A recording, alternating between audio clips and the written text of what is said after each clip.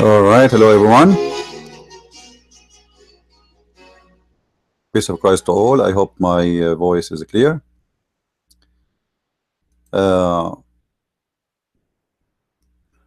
Today I opened my Facebook and I found a Muslim post made by a Muslim, and the post saying, "I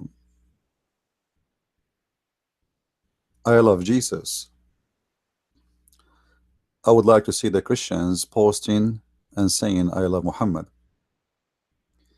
You know, it sounds like friendly and nice to say of a Muslim and sound like something peaceful, but is it really what it is? Or it is just to see to deceive you and to play you and maybe to move your emotion and make you feel like, you know what, I want to give this Muslim a hug, but they are asking you not for a hug, they are asking you to hug Muhammad. And I searched on the internet and I found an article made in CARE, and you know CARE is an organization established by terrorists, and they are even deported from USA. The founder of CARE is a member of Hamas. And I found an article here. It says, Jesus and Muhammad are brothers. First of all, I want to apologize for having this name in the title of my video. For sure, I mean no insult to my Lord. And actually, I consider this is an insult to the Messiah. And it's not something good. However, as long as the Muslim they mention it, we have to refute it. No, I am not in Paltalk. And just take a note, please, guys. You know, I don't go really to Paltalk unless I have something to do.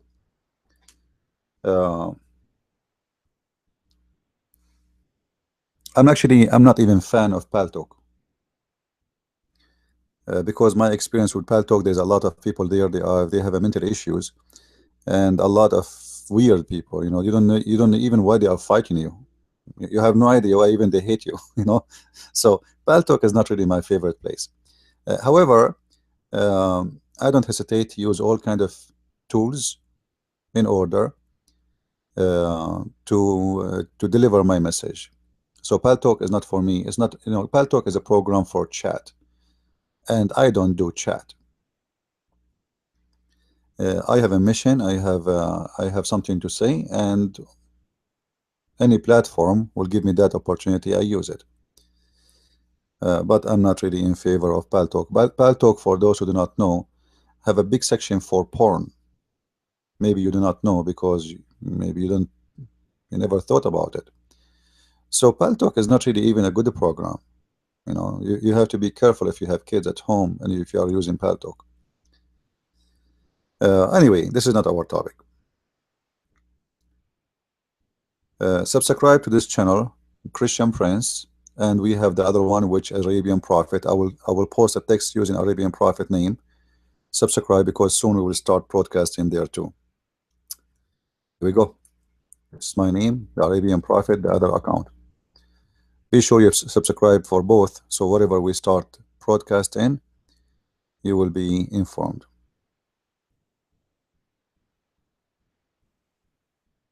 And actually, next time if we have a debate with a Muslim, you better not to go. If we know, if we want to go to his room, I think it's better not to go to the room of the Muslim. I will go because I have to debate him. But you, people, you should come to YouTube as long as we are broadcasting in YouTube, because people, they complain about the Muslims giving redda to the Christians. And then I start receiving PMs from everybody saying they dot us, and you know, like I'm debating that guy, and then pop-up windows come from like crazy. So I put myself in this, then don't disturb. So if you don't like to be dotted, and Muslim, they will dot you. First of all, don't go to Muslim rooms. Secondly, you want to watch the debate, go to YouTube. As simple as that, and there you can chat and nobody stop you. Uh, but it wasn't really right that everybody is sending me a PM asking me, we are dotted. And like I spent 5 minutes just closing the PMs. And each time I close one, another one open. Now we go back to the topic. Jesus and Muhammad are brothers. Before I go there, you know, for sure here they don't mean brother from the same parent or mother. No, they mean that they have the same mission, they have the same target, they serve the same God. The brotherhood here is a brother of religion, not a brother of lineage. So is it true that Jesus really is the brother of Muhammad? If you read the article here, I'm not sure if it's clear. The text, they are not using really dark text. The Muslim, they try to make you believe that Quran speak good about Jesus, and because of that, Muhammad, he spoke good about Jesus. Therefore, Muhammad must be a person who considers himself a brother to Jesus.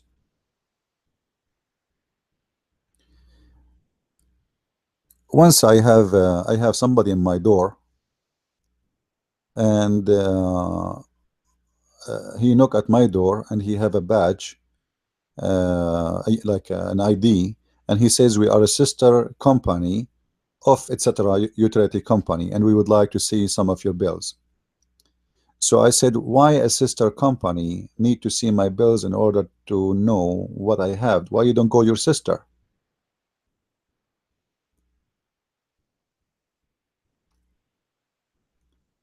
So obviously this guy is a scammer. He's trying to get my account number, some information, and later maybe he will ask for more. And there's many naive people, they will trust him and they will give him their information he's asking for. So he is what? He is a sister company. He is coming from a sister company. Sister company, you call your sister, my friend. So if Muhammad, he called Jesus, who the Muslim, they call him quote unquote brother, what Jesus will say to Muhammad? Who is Muhammad in the book of Jesus? Who is Muhammad in the court of Jesus? Because remember, even Islam considers Jesus as the judge of judges, and he is an absolute just. Now, do Islam really speak good about Jesus because Islam considers Jesus good, or because Muhammad, he loved Jesus, or because he is the same as a scammer who came to my door and knocked at my door and he says to me, I'm coming from a sister company?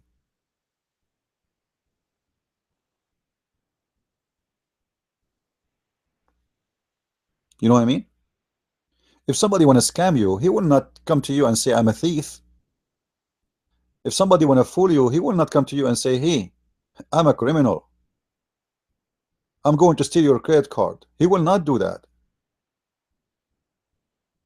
He have to come to you in a clothes which you accept.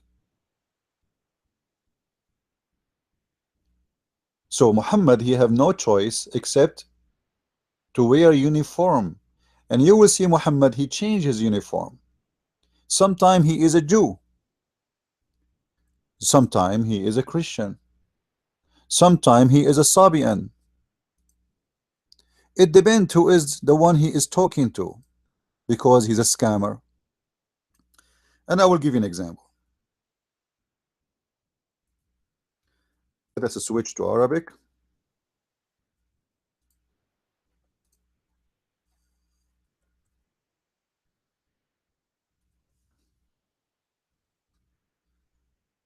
In chapter 2, verse number 62, it says, إن الذين آمنوا والذين هادوا والنصارى والصابئين ومن آمن بالله واليوم الآخر وعمل صالحا etc.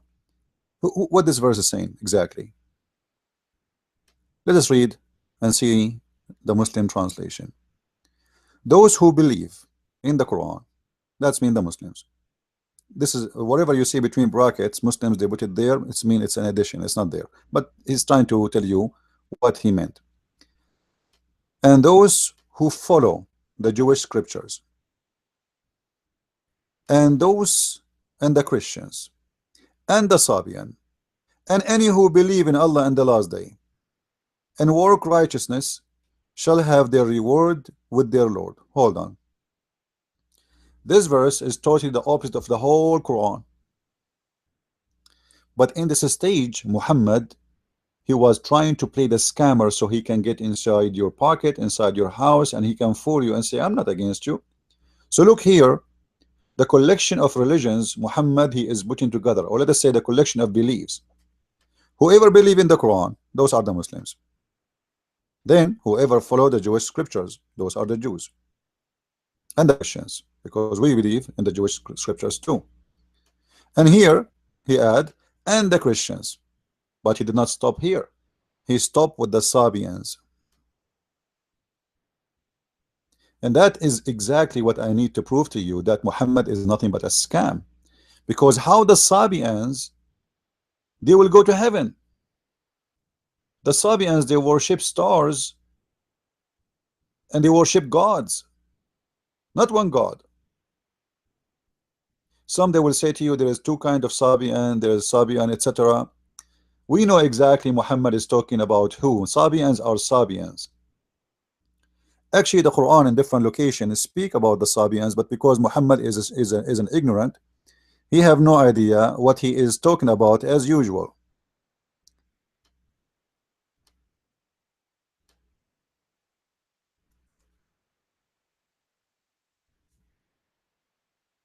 In chapter 6, verse number 74, chapter 6, verse number 74, and this is the Muslim translation.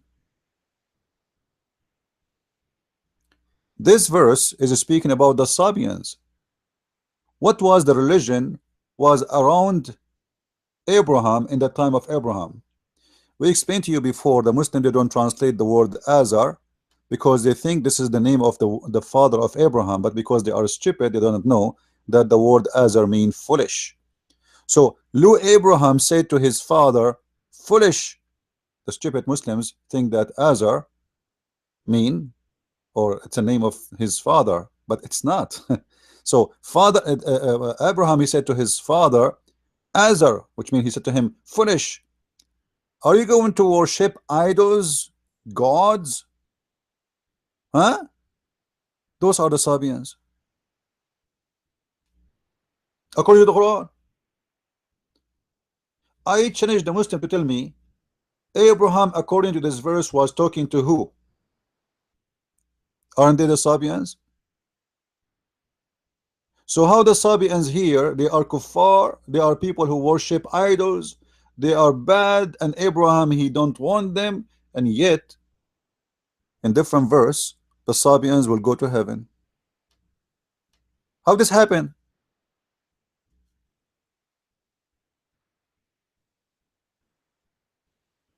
But Muhammad as a scam, you know, Muhammad is the same as someone he work in politics. He is Democrat with the Democrat. You remember Obama? Obama, he went to Jerusalem, he wore the Jewish hat and he was praying in the front of the temple. And even he wrote a paper and he put it in the wall, as a tradition of the Jews they do. When he spoke to the Muslims, he was a Muslim. Allahu Akbar, Alhamdulillah, wa la hawla bismillah, you know, and he started quoting Quran. When he speaks to Christians, he's a Christian. He went to Christian church, African Christian church, and suddenly he became a good believer. When he's with the atheist, he make fun of the Bible. When he is with the gays and lesbian, he is a gay and homo. That's exactly Muhammad. Muhammad in this stage was trying to collect as many as he can to fool. So with the Sabians, he said to them, don't worry, Sabians, you are good, you are okay, you will go to heaven. Okay, well, hold on. If the Sabian and the Christian and the Jews, they are going to go to heaven based on this, Why we need Islam? Anyone can tell me? Why even we need Muhammad? Are you getting my point?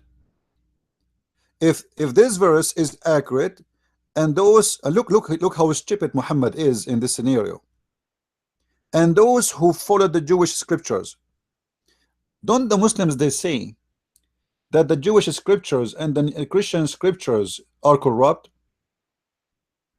How you can say to them, if you follow it, those who follow it, they go to heaven, if they don't have it, no more?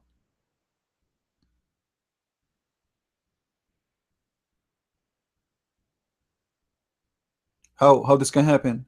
That's mean they have it.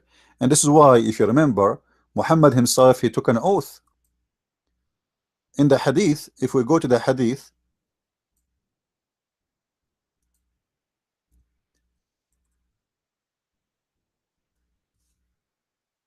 Muhammad, he took an oath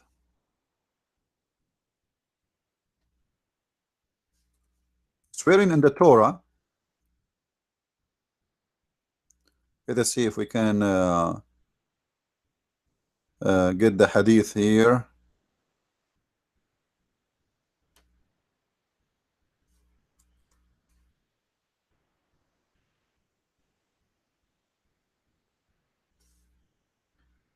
Uh,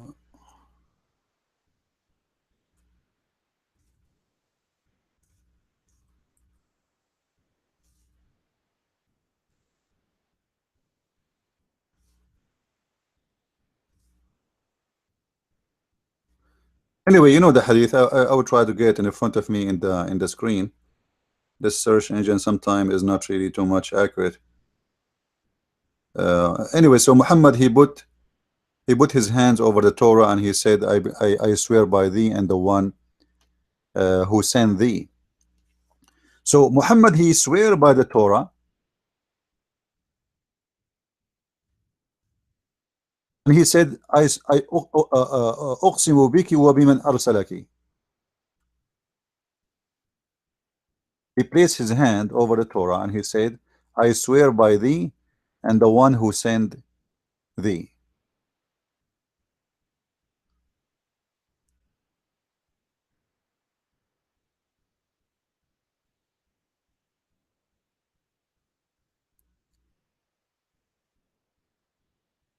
So if the Torah was corrupt, why Muhammad was taking an oath by a corrupt book?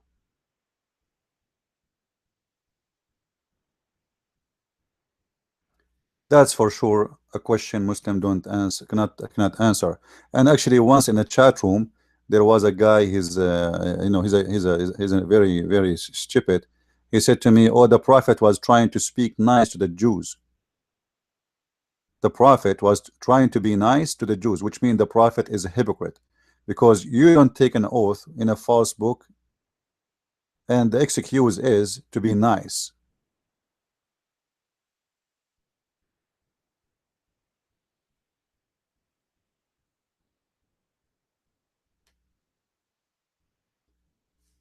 You swear only in a book if you believe in the book. The second you put your hand over a book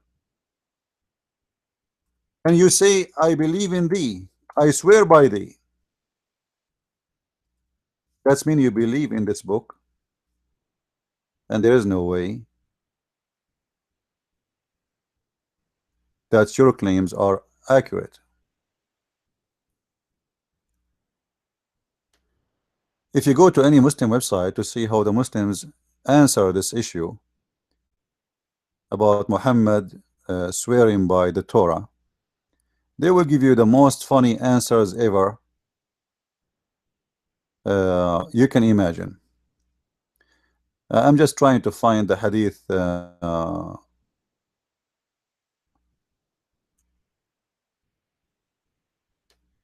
should show it to you, because some might say,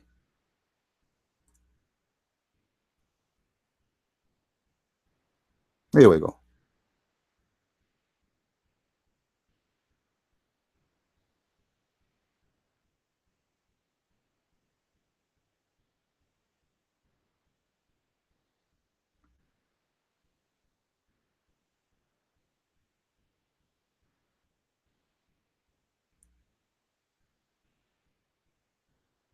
All those hadith speaking about the same story we are talking about. And here Muhammad is taking an oath saying, I swear by thee and the one who saved thee. And look what he said. Muhammad, he asked them to bring the Torah. Then he would draw the caution from beneath of him and place the Torah on it, saying what? Read with me. Read with me. I believe in thee and in him who revealed thee. The Muslims, they cannot say he was believing in the cover. He said, I believe in thee, in the what? In the book. And this is a clear proof that Muhammad, he is saying this book is absolutely accurate, and not only he is taking an oath in it, he is witnessing that I believe in thee. So the Muslim, when they say to us the Torah and the gospel are corrupt, that will be contradicting to their prophet behavior. But here, as we told you before, Muhammad is a hypocrite man. With the Jew, he is a Jew. With the Christian, he is a Christian. With the Hindus, he is a Hindu. With the Buddhas, he is Buddhas. With the atheist, he is an atheist. He is everything. If you remember, when the Quran speak about Muhammad bowing down, do you remember the satanic verses? If you remember the satanic verses, Muhammad, he bowed down to the satanic verses, to the idols, and worship them. And his excuse is Satan, he threw those words in the tongues of Muhammad. And the Muslim, they try to deny what happened there. They say, oh, hold on. This is not really, not what the verse is saying. Let me see. But the verse in the Quran is so clear, and it's enough to get Muhammad busted. You see, this search engine sometime is not good. I'm not sure. Anyway, chapter 22, verse number 52, if we go to the translation. Muhammad, to give himself an excuse of being a satanic messenger, he said, never did we send a messenger or a prophet before thee, but when he framed a desire, Satan throws some. Huh? It doesn't say some. Where is some? This is the translation. Yeah, we'll go. In his desire. What desire? How he can throw, how somebody, he is a prophet of God, Satan can control his tongue and his desire and make him say something should not say. And look, if the Muslims, they say that Shaitan did not give Muhammad satanic verses, then they have to explain to us this part of the verse where it says, but Allah will delete, not will cancel, will delete anything Satan he throw in where? And Allah will delete it from where? Obviously, the satanic verses is part of the Quran. So Muhammad, in this scenario here, he's trying to make himself like, okay, you know what happened, and Shaitan, he was able to throw words in my mouth, and I bow down to the idols, and the Muslim, they were so disappointed because he was saying to them, we should not worship those idols. But when he was alone with the pagans, and he is a pagan, one of them, he was bowing down and he was praising the daughters of Allah. So the news reached out to all the Muslims around, and they noticed that he has been a hypocrite. So Muhammad here, he decided like, oops, what I did, I have to fix it. And how I can fix it? So he claimed that what happened, that Shaitan, he throw in his mouth satanic verses. And because he threw satanic verses, it's not his fault. And always Muhammad, when he want to defend himself, he use Allah. Allah is his shelf. He's in the kitchen. He go right away to the shelf. He gets something from Allah. So how Muhammad can defend himself after he did what he did?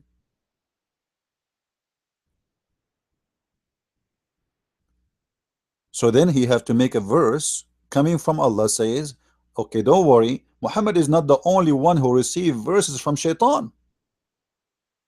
He's not the only one. All the messengers before him. And this is very funny. Can you name for me Muslims one messenger before Muhammad received verses from Shaitan? Who is that one who received verses from Shaitan? Nobody. Nobody.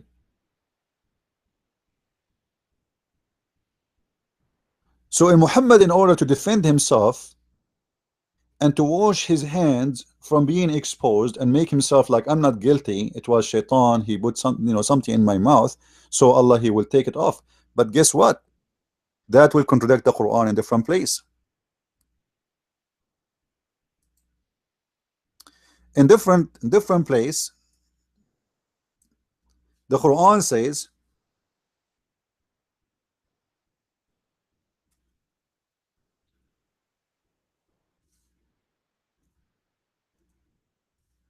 that Shaitan have no authority on anyone. He is a believer except the false one, except the filthy one. Chapter 15, verse number 42. Read with me. Allah said to Shaitan, Allah said to what? To Satan. This is a conversation between Mr. Satan and Mr. Allah, and looked like Allah was speaking in the mirror.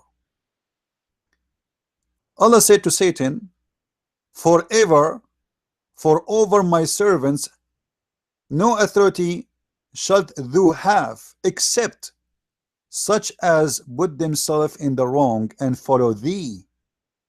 Oops. How Muhammad can explain that? Because Shaitan, he cannot throw in the mouth of Muhammad verses unless he have authority over thee. And how Shaitan can have authority over thee? The Quran explain. Shaitan cannot have authority over thee unless you are following thee, unless you are a lost person, and lost you are unless you are following the devil. So based on this, Muhammad is following the devil based on the Quran.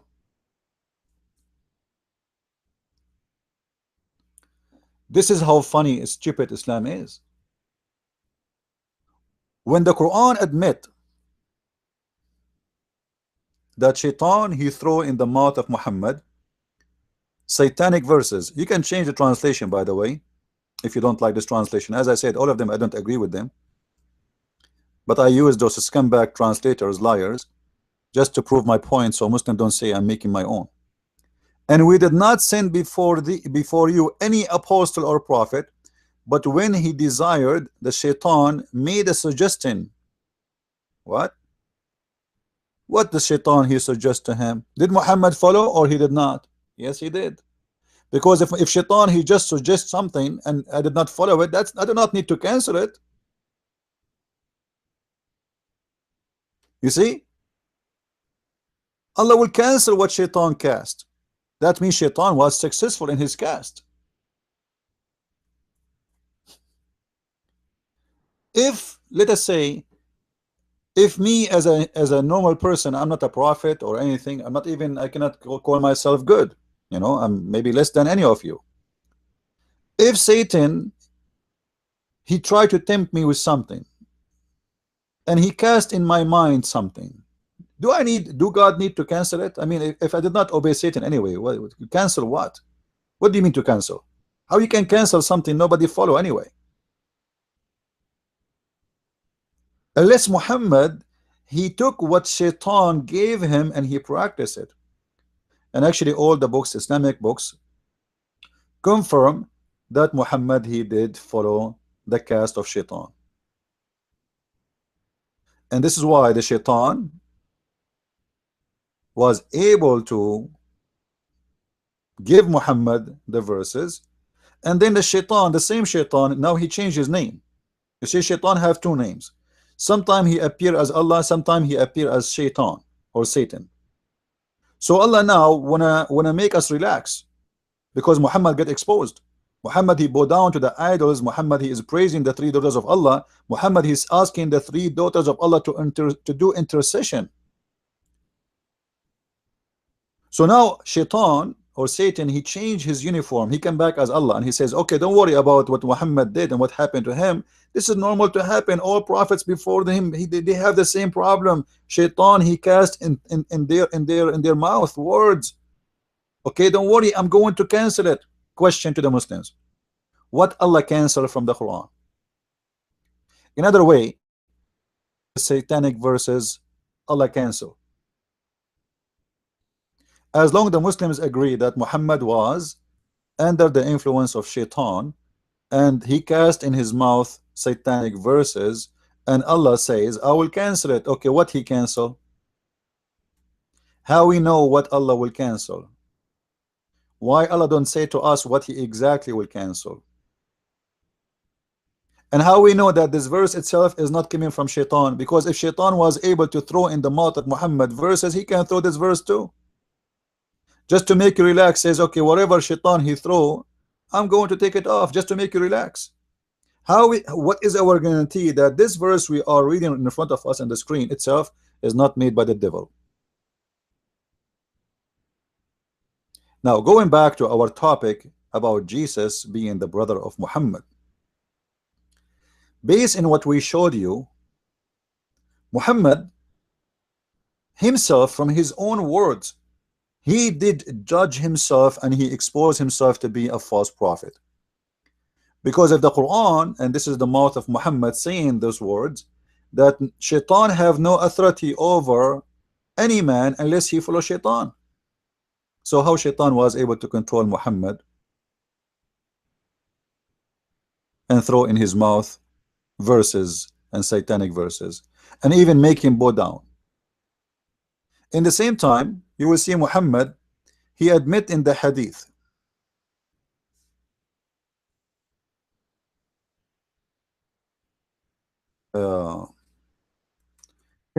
Muhammad mentioned that every human being he have a shaitan. Every human being have a shaitan. And they ask him, Muhammad, even you? Even you? He said, even me. But look what he said about the Satan which is belong to Muhammad. Abdullah ibn Mas'ud reported that Allah the messenger said, there is none amongst you which whom is not attached from amongst the jinn, the devil. They, the companion, said, Allah messenger, would you too? Would you too?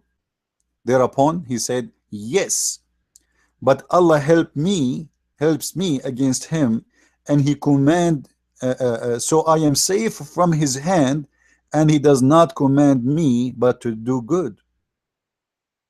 Muhammad is saying that there is a devil. Every human being have a devil as a companion, and Muhammad himself have a devil. But this devil, Muhammad, he got the help of Allah against him. So this devil command Muhammad to do good. Have you ever heard of a prophet say that the devil command me to do good?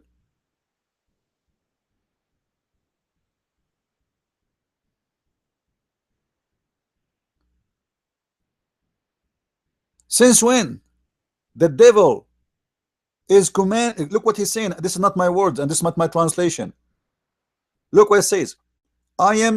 So Allah helps me against him, so I am safe from his hands, and he does not command me. You see the word command me? But for good. And this is exactly the correct translation, actually. And I'm really surprised that the Muslim, they give a correct translation in this hadith, because usually they try to hide those stuff. In Arabic it says, إلا إن الله أعانني عليه فأسلم فلا يأمرني إلا بخير. And actually in Arabic is more horrible. In Arabic is more horrible. Here, look what happened. The Muslim, they translate only that he command me to do good, but they didn't translate the first part, which is the devil converted to Islam. Have you ever heard of a devil become a Muslim? Look what it says. إلا إن الله أعانني عليه فأسلم فلا يأمرني إلا بخير. So Allah helped me against him, so he converted to Islam. The devil of Muhammad is a Muslim devil.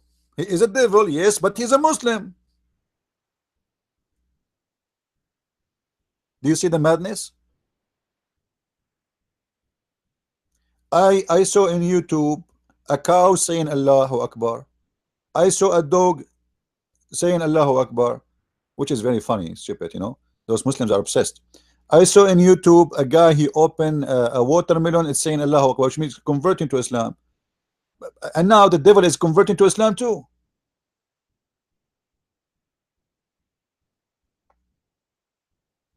Now what Jesus said about the devil, what Jesus said about the devil is very clear. He said all lies come from the devil. The devil is no good. There's no one can say the devil is good. The devil is the father of all lies. He's what? He is the father of all lies. That's what Jesus said. According to Muhammad, the devil, he command Muhammad good, for he is a good devil. So how Muhammad and Jesus, they can meet and they can be brothers? Now for sure we have tons of verses from the Bible where the Bible speak about that Muhammad does not fit to be, even for a second, to be even loved by God. Like, you know, some Christians, they abuse the word love, like God loved the world. Yes, what the Bible says that, absolutely, I believe in that. God, he loved the world, but does God love Muhammad? Let's see what the Bible says, and be careful about saying what people say. Don't, you know, don't repeat what people say to you blindly. Don't be a fool. Many Christians, they keep repeating words and they have no reason to repeat them without knowledge what they meant. So I wanted to make a question, and this question is so clear.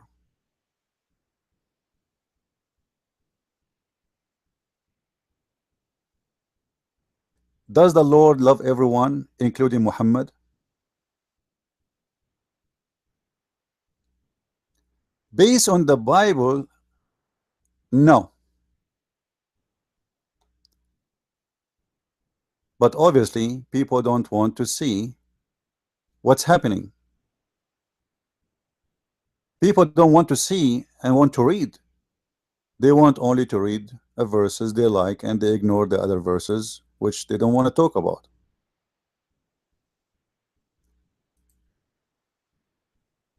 If you go in the book of Daniel, as you see in the front of you in the screen, you will see the Bible speak clearly about someone like Muhammad.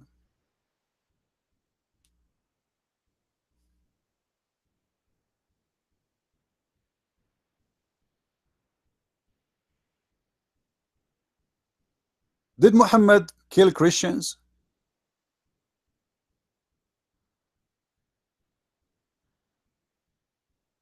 Did Muhammad persecute Christians?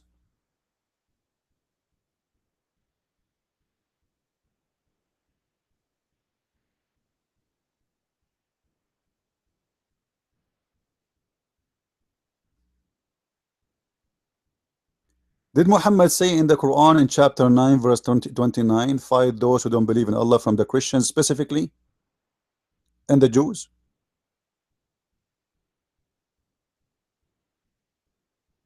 Did he speak about Jesus in a way which is against Jesus? Yes, he did. You see, when Muhammad, he mentioned the name of Jesus, he never spoke good about him actually.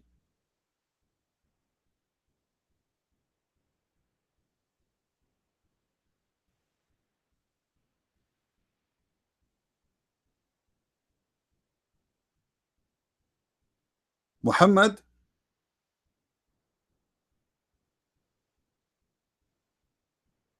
Muhammad, he did everything an antichrist can do.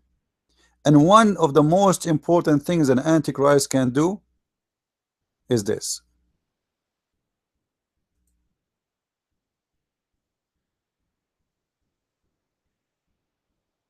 Who is the Antichrist? Who is the liar?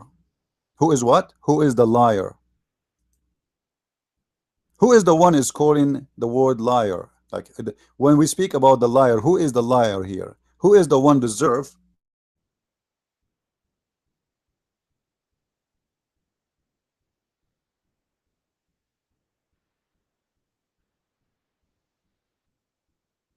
to be called liar? The verse in the front of your eyes is the one who denies that Jesus is the Christ. He is the Antichrist who deny the Father and the Son.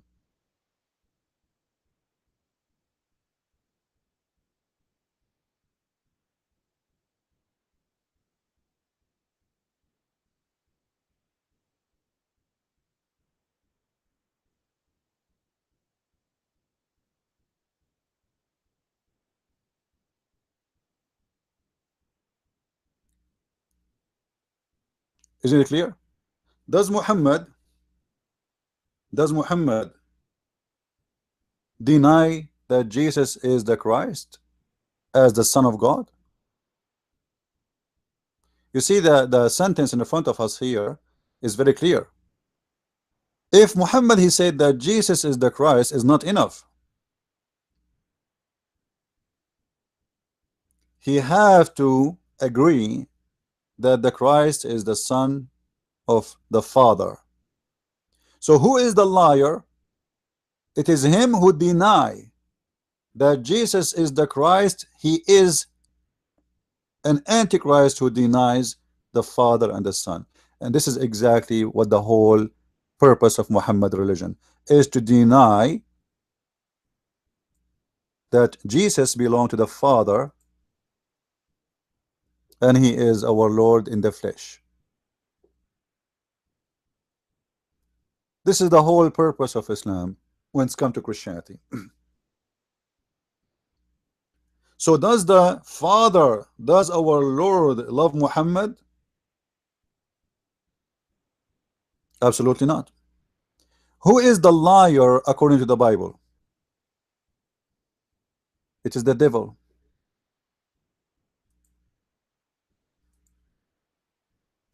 Satan is the father of all lies. So does the Father, our Lord, love Satan? Absolutely not. Him and his followers will be cast in hellfire.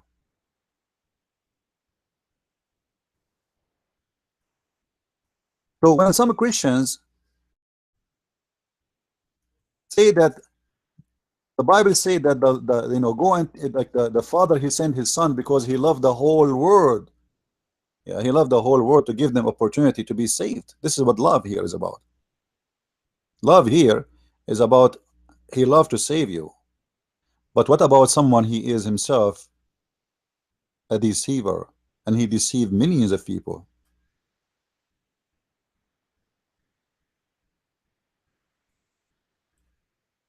The Father will love him? What if someone he fight and he kill millions of Christians, and because of him many they were forced to convert to a religion, deny the Messiah as the son of the Father? That is someone God he loves him? Absolutely false. The Bible in John chapter 8 verse number 44 says, you belong to your father. You belong to who? To your father. Who is their father? The devil. You do the desire of your father. What is the desire of your father? Number one, to spread hate, war, killing, rape, and not to forget to mention to deny the Messiah and the Son and the Father. You are of your father, the devil, and the lust of your father ye will do. He was a murderer from the beginning, and he never followed, follow the truth, because there's no truth in him. And when he speak a lie. He speak from his own, for he is a liar and the father of it. Who is the one who's talking there? That's our Lord.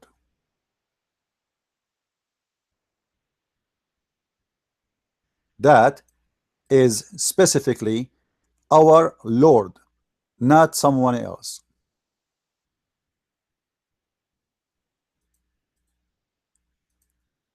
And I find that this verse specifically is perfectly made to speak about someone like Muhammad.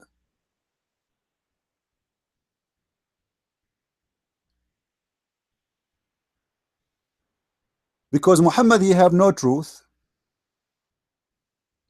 He teach hate.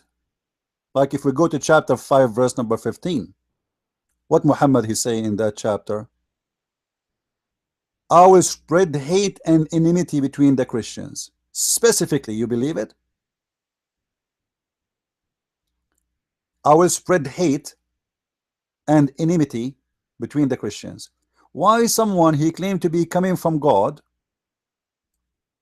to save the Christians? He want to do what? He want to save the Christians. Why someone want to save the Christians? He want to spread hate between the Christians.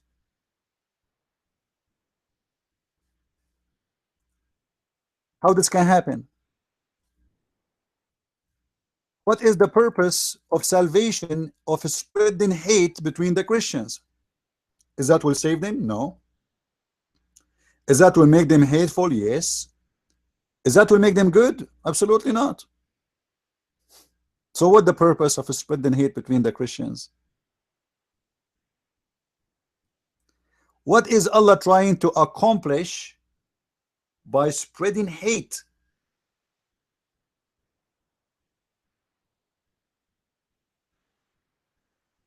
Between the Christians.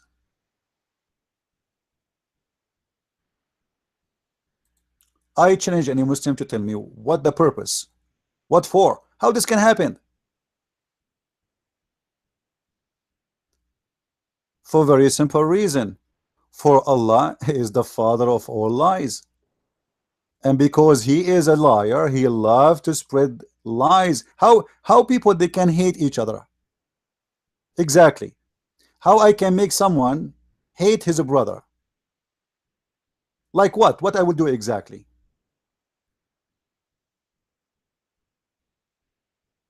Hate always is spread by spreading lies.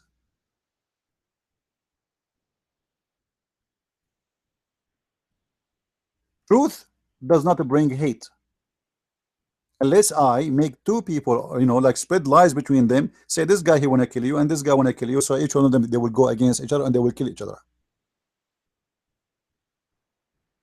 And then they will start hating each other. So what Allah will do, as he revealed in his Quran, let me show the verse of the Quran in front of you in the screen so you can see what I'm talking about, because some people they might say, well, maybe it doesn't say that. Actually, let me show you the verse as it is from the Muslim website. That will be maybe even better.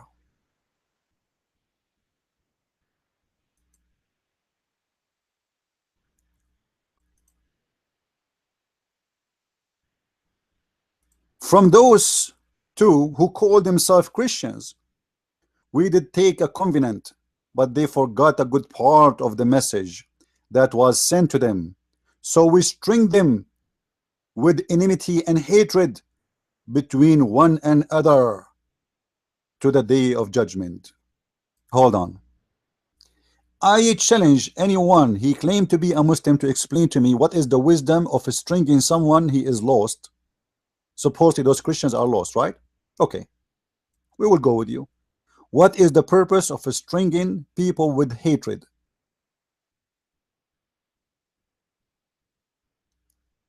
Have you ever heard of a doctor like Allah?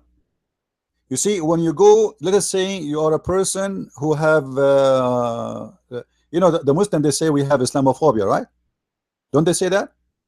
They say we have Islamophobia. I find it very funny. I found that the one who is Islamophobia is those who know too much about Islam, which they should not know.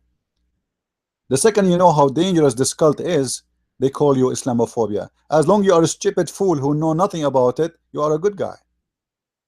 So now, let us say someone he have an Islamophobia. Based on this verse, the hate is coming from Allah, if Islamophobia is true. But look how evil Allah is. Allah said, He will spread enmity and hatred between the Christians. You see? Between one to other. Who? The Christians. This is why I find those who divide the Christians between Catholic and Protestant, they are serving without knowing the devil of Islam. The Satan here is speaking his plan, my friend. Can't you see it? The Satan Allah is speaking his plan to you.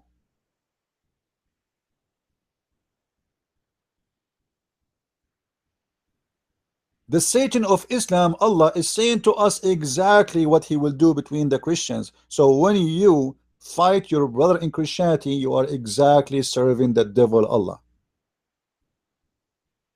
This is why you will never see Christian prince approving anyone he divide the Christians.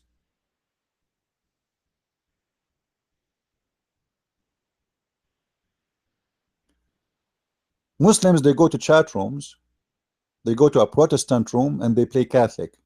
They post two words, the Protestant, they go crazy, they start attacking the Catholic. And they do the same. They go to a Catholic room and they attack the Catholic, and they play Protestant in this case. And the Catholic will go crazy and they will start blah blah blah. So, the devil, this is the plan of the devil, my friend.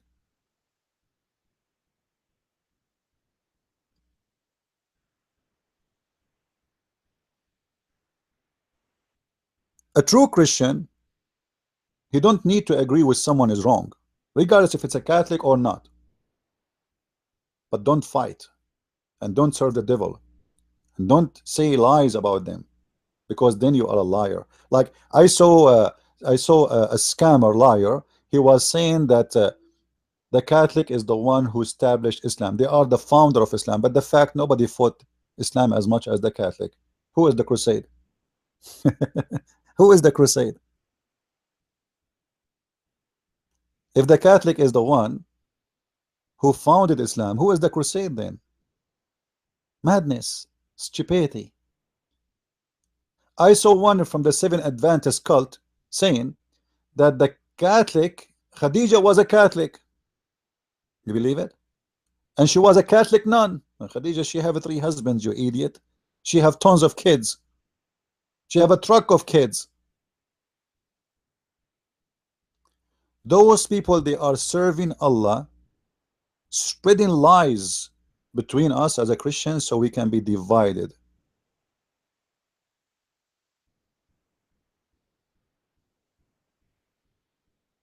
If you are a Catholic or a Protestant or Orthodox, who is your God? Let us ask the question. In the chat right now, we have all kind of people. Catholic, who is your God? Do you worship the Messiah? The answer, yes. Protestant, yes. Orthodox, yes. Okay, Catholic, do you believe that the Messiah was crucified? Yes. Protestant, yes. Orthodox, yes. Do you believe that there is no salvation but by the Messiah? Catholic, yes. Protestant, yes. Orthodox, yes. So what is the problem? You will find that the division have happened because of politics, not because of the Messiah. The Messiah, he don't want us to be divided, and he don't care for our names. For the Messiah, there's nothing is called Catholic or Protestant or Orthodox. The Messiah said it clearly, not everyone say to me, Lord, Lord, will enter the kingdom of my Father, but the one who do his will, not the one his name is Catholic or Protestant or Orthodox. So don't fool yourself and don't serve the devil. Love your brother. You know, the Messiah, even he ordered us to love our enemies, even the Muslims, but not Muhammad. For Muhammad is the devil himself.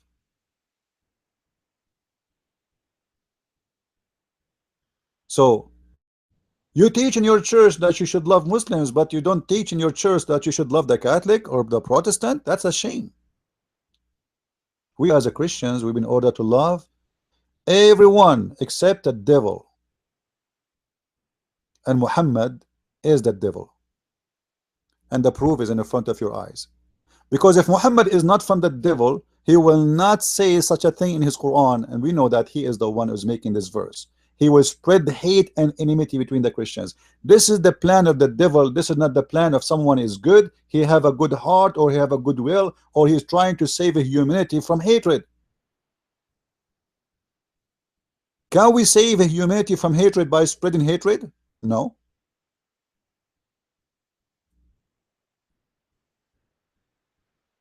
And the funny, the Muslims, they say to us, you are teaching hate. Like what? According to your Quran, if the Christians ever have hate, it's coming from the devil Allah, not from Christianity. For Jesus, he taught nothing but love.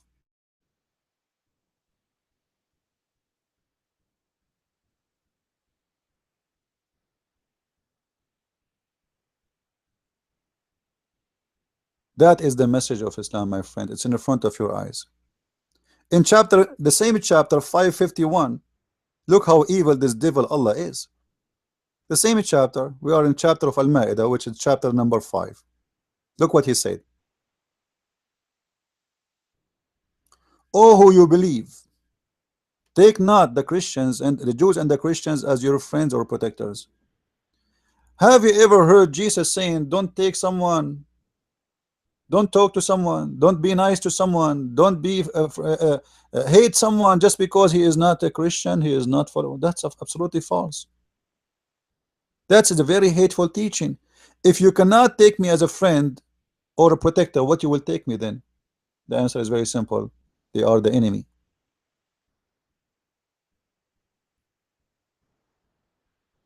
The Christians and the Jews, they are the enemies. And not only the Christian and the Jews. Anyone is the Muslim, like the Hindus, the Buddhas. You know, the Muslim, they hate the Hindus to death. They hate the Sikh to death. They hate the atheists. They hate the gays. They hate the lesbian. They hate everybody.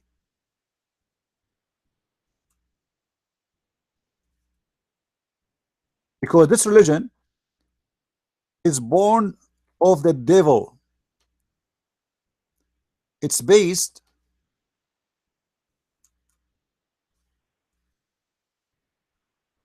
let us see.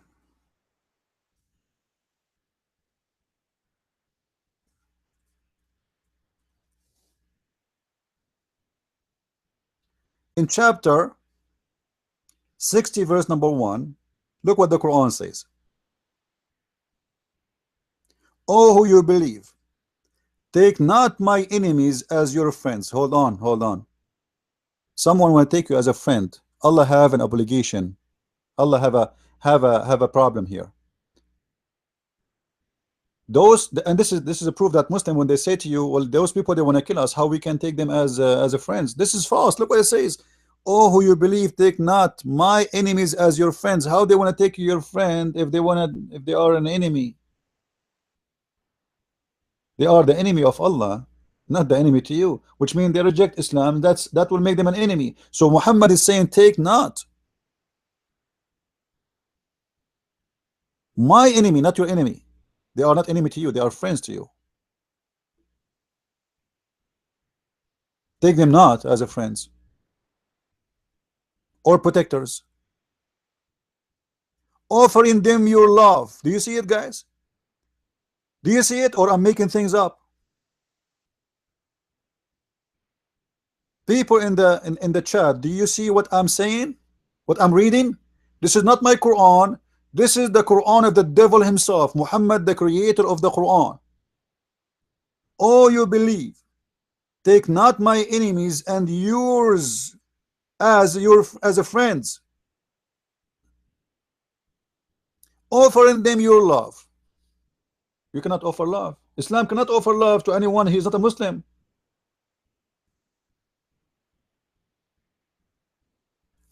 Islam is against offering love to non-Muslims. It's in the front of you. Even though, read with me, they have rejected the truth that has come to you and have driven out the prophet and yourself from your homes. By the way, hold on. How they want to take you, your friend, and how they drive you out of your homes? It's a lie, because there's no way somebody drive you from your home. He want to take you as a friend.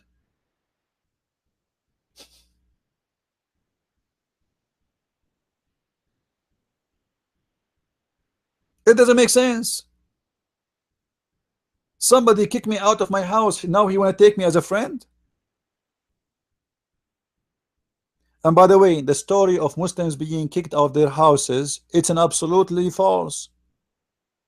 All of us, even the Muslim themselves, they agree that Muhammad himself is the one who ran willingly. He ran. He asked even Ali ibn Abi Talib to sleep in his bed so he can run. Look how coward he is. They claim that they were watching his house, and the Muslim claim that they have a plan to kill him, but nobody did anything. Nobody even attacked Muhammad. That's a lie. But look how coward Muhammad, based on the Muslim stories, he asked a child like Ali to sleep in his bed so he can run.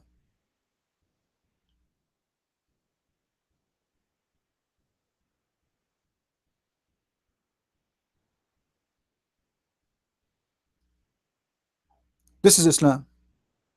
You cannot offer them your love. You cannot offer them your friendship. Look what it says. Because you believe in Allah and your Lord, if ye have come out to strive in my way and seek my good pleasure, take them not as a friends, hold in secret converge all of love and the friendship with them. Like what? If you have love and even talking to those people, you are the enemy of Allah. Do you see it? You can change the translation, by the way, if you don't like the translation. As you see, this is not my translation. This is the Muslim Abdul translation.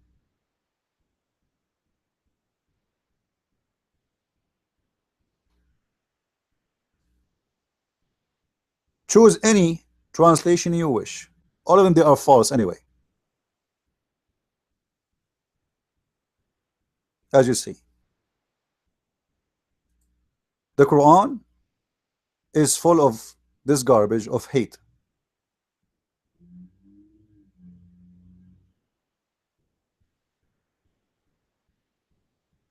Yeah, because you know the Muslim translation is absolutely false. Don't ever trust a Muslim translation in anything regarding his religion. Never do that. So if we go back to the Bible,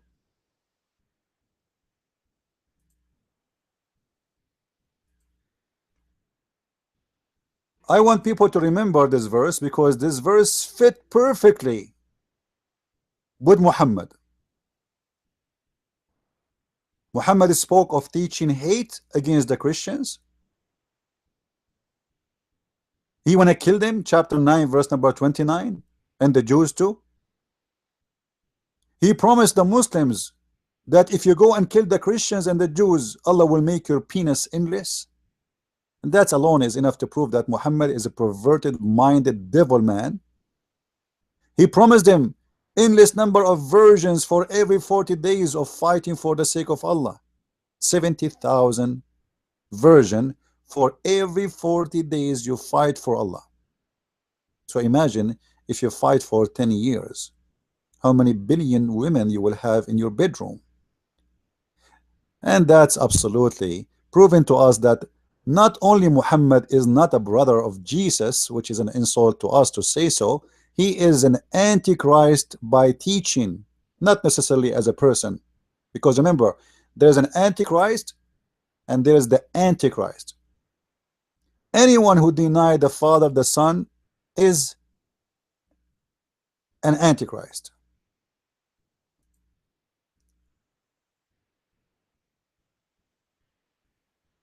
And Muhammad, he is a leader in the antichrist world. And the Bible call him specifically a liar. For the Quran deny the nature of Jesus. Actually, Muhammad, he said that Allah, he will marry him Maryam, the mother of Jesus. This is how filthy this man is trying to insult the Messiah. Imagine I love you and I say to you, I'm going to sleep with your mother. This filthy Muhammad, he want to sleep with the women she was exist 600 years before him. And you are telling me that Muhammad, he respect Jesus?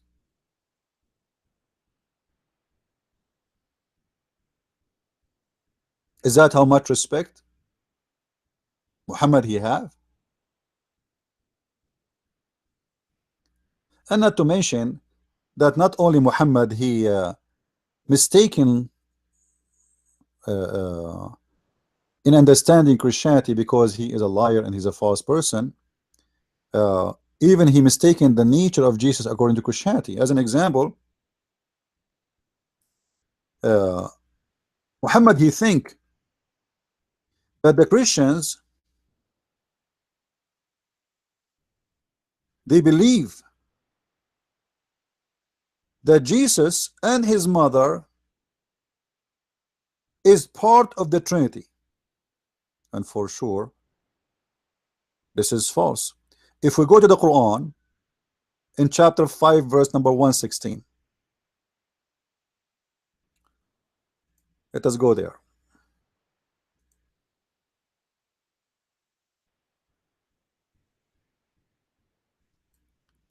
And this is the translation of the potato Yusuf Ali.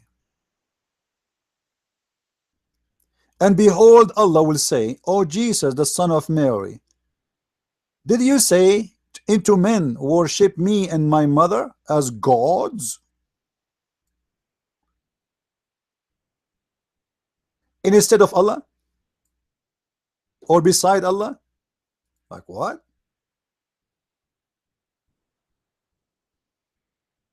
What this guy is talking about? Let us change the translator.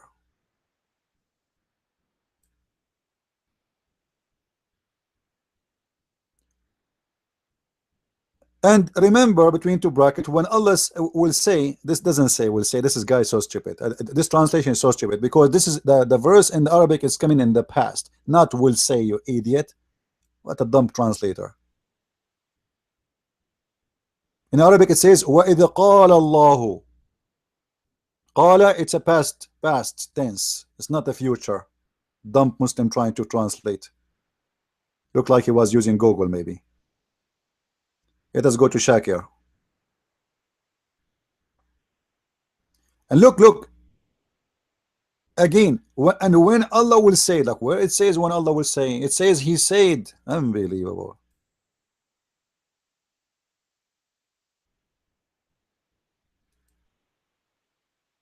Let us see another donkey. Look here, the translation is totally different now. And when Allah saith, like he will say or he said, O Jesus, the son of Mary.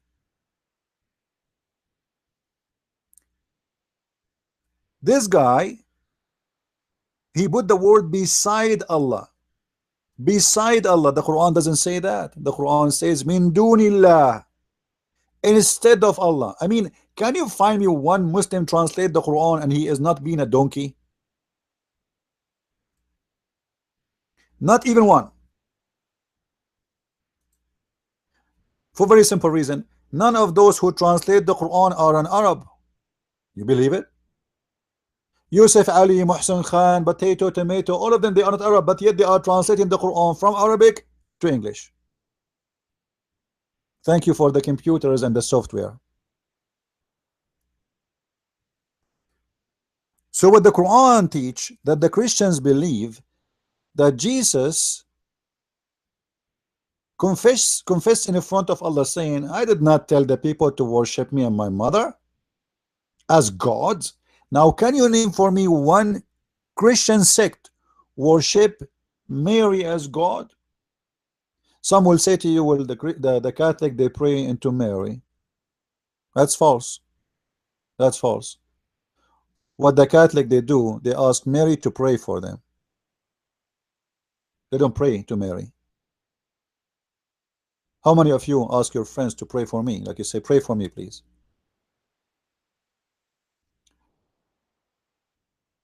They ask Mary to pray for them. I don't agree with that. You know, I do not need Mary with my love and respect to Mary, because we have the Lord directly to speak to him. However, it's okay. We ask our brothers and sisters to pray for me. I am sick. I say, guys, pray for me. It's fine. If we are qualified to pray for someone, is Mary qualified? Absolutely. So obviously, the one who made the Quran, he have no idea what Christianity is about, and he have wrong of the wrong. Actually, in here in this verse, there's no Trinity. Here, there's two gods, and that is Jesus and his mother. So where is the third? Where is the Trinity? Who is the third? In different verse in the Quran, Muhammad he do another poo as usual, because Muhammad is a perfect poo maker without a machine.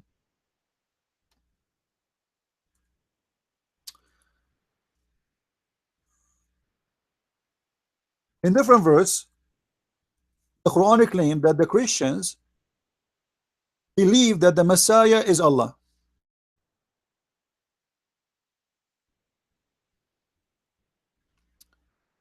Read with me. Chapter 5, verse number 17. In a blasphemy, indeed, are those who say that Allah is the Christ. Hold on. The verse before it, you just said that they worship the Messiah and his mother as two gods. Here we have only one God, and that is the Messiah, who is Allah.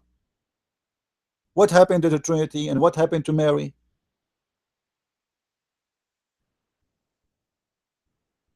What happened? Based on this verse, the Christian believe in one God.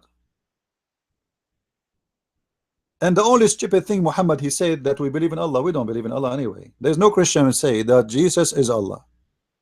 Somebody will say to me, like the Arab Christians in the Middle East, they are using the word Allah when they speak about God because they've been forced to. But no Christian really believe that Allah is our God anyway. And no Christian believe that Jesus is Allah. However, let us go with the conversation. If the Quran confirmed that the Christians believe that the Messiah is Allah, that means they don't believe in three, they believe in one. They don't believe in two, they believe in one.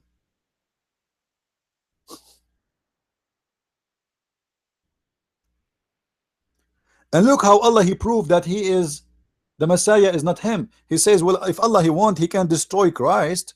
Really? I mean, don't you think this is a very stupid argument to say?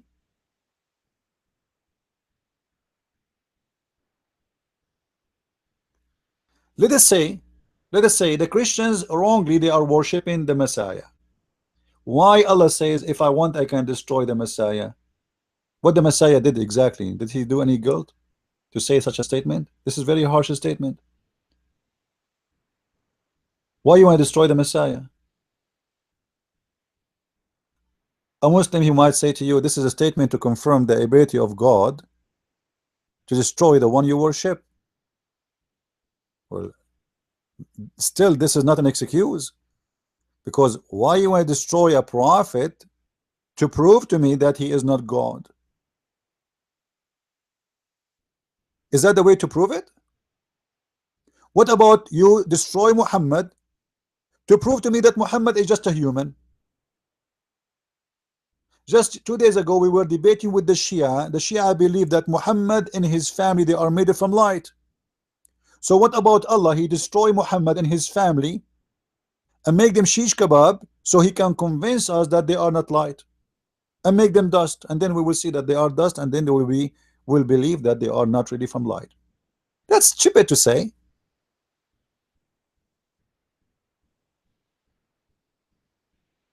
And then you will see in verse number 18, the Quran says both the Jews and the Christian, they say they are the sons of Allah. We don't believe in the son of Allah. We believe we are the sons of God. And the word sons here have a meaning, have a metaphorical meaning. We are not really the sons or the children's in the meaning of father and son as a bloodline. Who is our father? Is the one who protect us, provide us. He brought us to existence, as simple as that, and that is the Lord. And look, the logic of the one who made the Quran, look how stupid he is. He is debating himself now. Muhammad, he asking the question, he answered the question by himself. The Jews and the Christian, they say, we are the sons of Allah and his beloved. Say, why then does he punish you for your sin? Like what? The Quran here teach that if you are a sinner, because you are a sinner, God punish you by the Muslims. Because you are a sinner, God punish you by the Muslims, and that can be found in different verses in the Quran, where he says, قاتلوهم يعذبهم الله بأيديكم. Fight them, Allah punish them with your hands.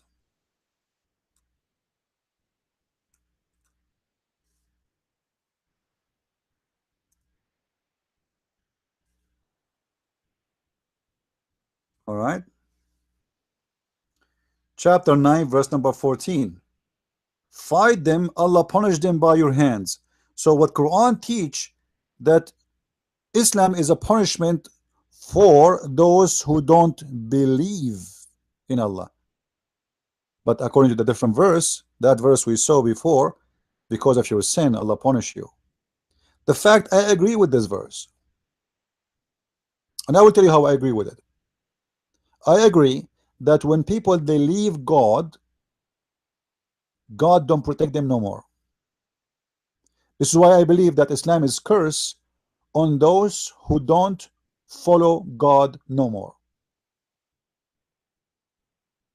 This is why you see the European, they are suffering, because many, they became atheists. Many, they are fighting Christianity. Many, they refuse to have the Bible in their houses, and that make them very vulnerable for the Muslims to take over their children's.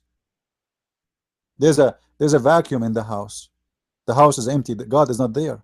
The devil is going to fill the space. This is why you see suicide, drugs, rape, killing, converting to Islam. All those are the symptoms of not being following the true God. When you desert yourself, when you divert, you stay away from God, God stay away from you, because okay, he will leave you alone. No protection. He do not need to send Islam on you. No, our God is not evil the same as the God of Islam. No, but evil is there, already there. It exists. Evil is exist even before Muhammad is exist. So you stay away from God, your house have no protection. And the house here is not a wall and a window. The house is your, you as a human being, your family. You are easy. You lose your immune system. Even scientists agree that those who have a belief, they can fight diseases a lot better than those who they are atheist. It's a scientific fact.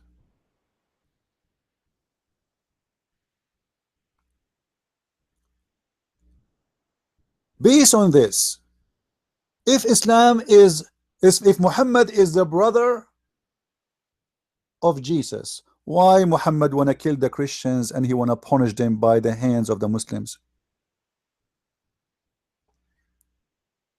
Any Muslim can tell me? Why he wanna expel them?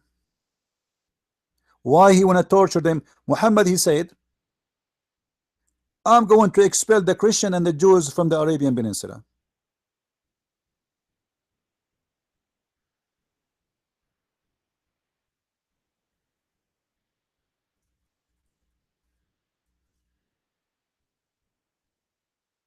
Do you see it?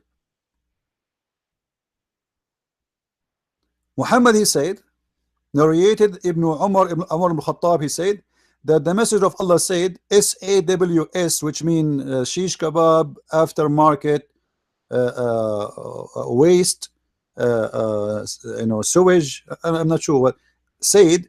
If I live, if Allah wills, I will expel the Jews and the Christians from the Arabian Peninsula.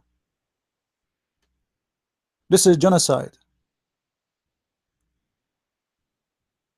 You see, the Muslims, and the other day I saw someone, he's a Muslim, he says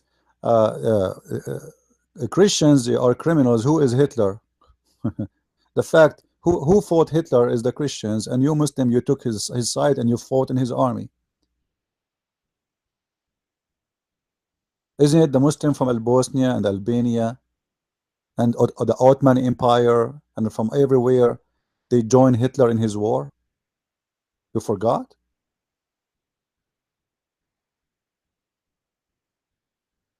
You think we have no history?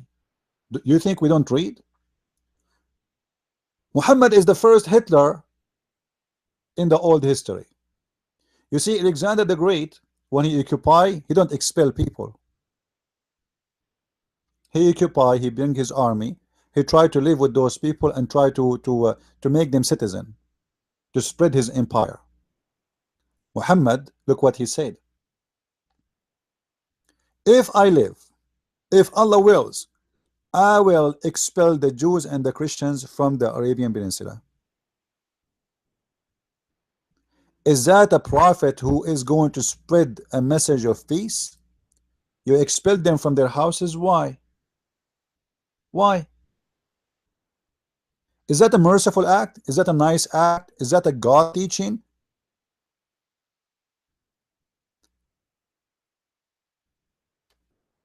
Once I was doing a seminar, and a Muslim Abdul, he put his hand up and he said, he thought he is going to put me in the corner. He said, okay, I saw your book, and your book have an you are defending you have a flag of Israel, something like that. Why you do that? You support Israel? I said, well, you hold on. Your God, Allah himself, he ordered the Jews to kill the Palestinians.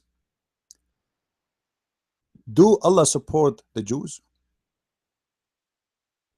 In chapter 5, verse number 21, Allah, he ordered the Jews to go and kill the Palestinians and take their land. So Allah, he says to Musa, and he told Musa to tell his people, says, oh my people, enter the Holy Land which Allah has assigned into you, and turn not your back. Turn your back in what? In war with the Palestinians. If you ask a Muslim why Allah he ordered Musa to kill the Palestinians at that time, they say it was okay. Why it's okay? They say because at that time they were not Muslims.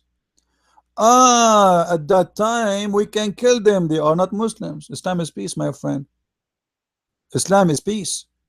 We can kill Palestinians as long as they are not Muslims. Based on this verse, Allah is the problem, not Israel and not the Palestinian. I will explain it to you in a very easy way. If Allah did not order the Jews to go and take Palestine from the Palestinian as the Quranic claim, there's no war today. Why Allah did not say to the Jews, go and take Alaska? It was empty. Actually, until now it's empty.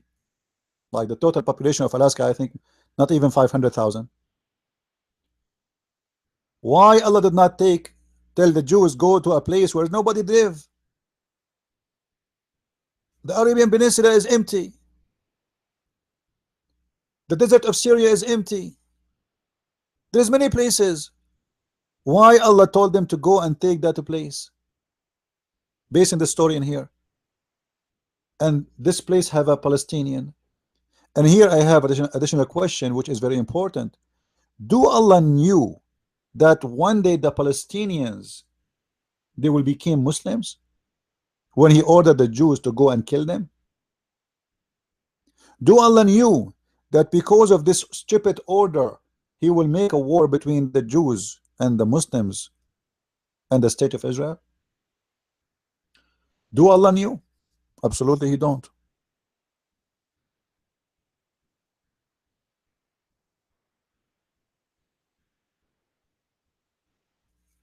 He don't. If Allah knew that this land one day is going to turn to be the land of Muslims, he will not order the Jews to go and kill the Palestinians.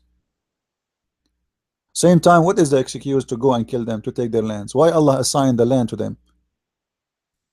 Any Muslim can give us an answer? What is the justice when Allah he assigned the land to the Jews? If you don't like this translation, we can change. Actually, this translation here is better because it mentioned the word holy. And this is my question again to the Muslims. Why this holy land is called holy land in Islam? At that time, Musa did not even enter it yet. Why Allah he called it holy land? Any Muslim can tell us?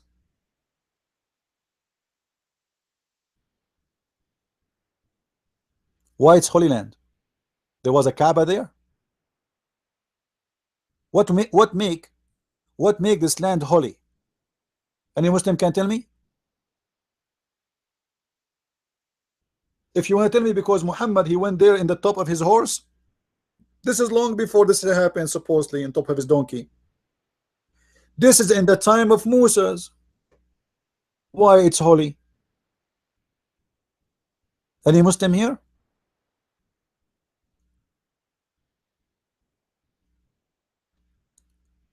Until now, we saw that Muhammad he shared nothing with Jesus except he trying to use the name of Jesus to get himself some credit. This is why the Muslim, as you see, the Muslim they try always to say that Muhammad is descendant from Ishmael, and there's many naive Christians in their churches they keep saying the same. They say Muhammad is an Ishmaelist. That's absolutely false.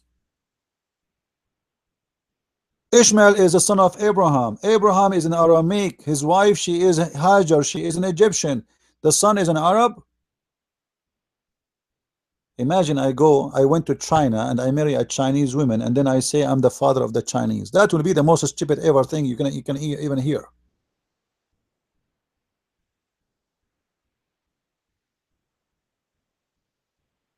How Ishmael became the father of the Arab?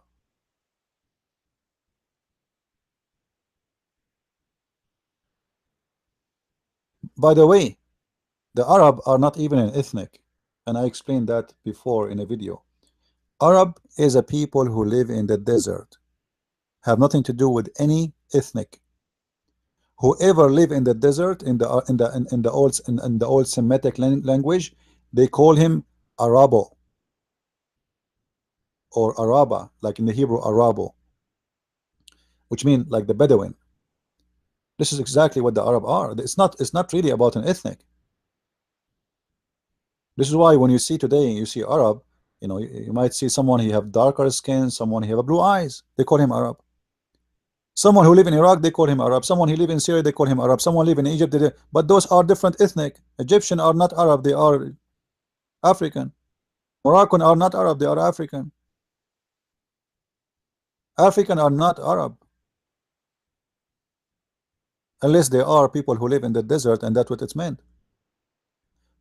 And today, normally, whoever speak Arabic, they call him Arab. This is how mixed up this idea of being an Arab. But the truth is, the word Arab is about people who live in the desert. It is not about an ethnic. And even Arabic word, Arabic language does not even exist. You see, what we are reading in front of us is nothing but a mix of languages. Like when Muhammad he said, we made this book an Arabic book. Chapter 12, verse number 2. We made this book as an Arabic book so you might understand. Look at this guy, Yusuf Ali, stupid. He says, you may learn wisdom. But that's not true. لعلكم تعقلون, which means you may understand. Because this is the language of the people. In chapter 13, verse number 37, and this is how we send it as an Arabic law. Why? Because he's speaking to the Arab. In chapter 16, verse number 103, he says, and we say that they say, the one who teach him is with the Arabian tongue, and the one they are speaking about is not a pure Arabic, is a Ajami, and this is a pure Arabic language. Like, you know, it remind me of a guy, his name is Nightmare. This is one of the Muslim little donkey. He says it doesn't say it's a pure Arabic. Read with me. He said that. He said the Quran doesn't say, when the Quran says the word Arab, does not mean a pure Arabic, just to show you how stupid when they lie. And we know indeed that they say it is a man that teach him the tongue of him wickedly. Point to this notable foreign, while this in Arabic is a pure and clear. So he's saying to them, oh, you know what? What is behind this story here? Some people, they accuse Muhammad that he is copying others. He was listening to some people, they are Aramaic, and they, especially the slaves. There's the slaves, and actually you will find that in my coming book, the Quran, the roots of the Quran. Muhammad, he was going and listening to people who they are speaking or reciting their scriptures, and that make me think that Muhammad looked like he knew some Aramaic, because what the point of listening to them if they are reciting Aramaic? It doesn't make sense. So they accuse him that he is learning from them. So Muhammad, he gave an answer, says, well, the one I listen to, the one you accuse me of listening to, they are teaching in a tongue which is not a pure Arabic, but that is a foreign tongue. You see it? But this is, while this is in Arabic and pure and clear. The funny, when the Muslim they say that the Quran is a pure Arabic, I laugh, because the word Quran itself is not Arabic. The word Quran is an Aramaic word. The first verses came to Muhammad is full of, the first verses ever is full of words that have nothing to do with Arabic. This is how stupid this book is. Like, isn't it Muhammad, he said to Allah, he said to Muhammad supposedly, read.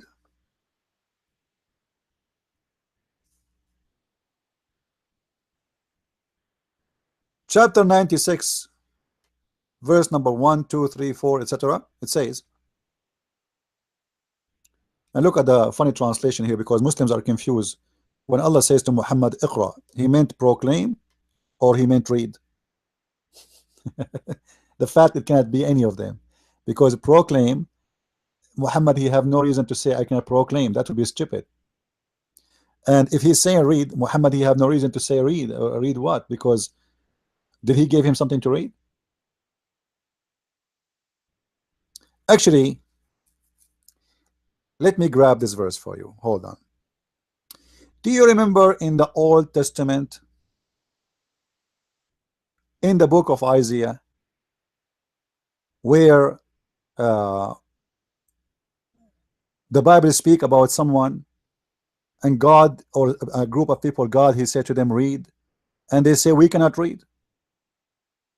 Do you remember? They are unable to read. Here we go, I got it. Read. And by the way, the Muslims, they say to you, this is about Muhammad, which I agree. This is how stupid, naive those Muslims are.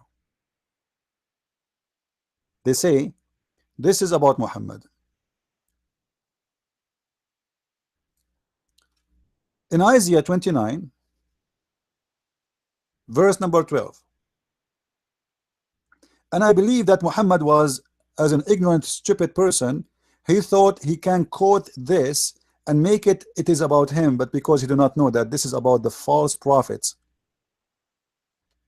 and the book is delivered to him that is not learned, saying, read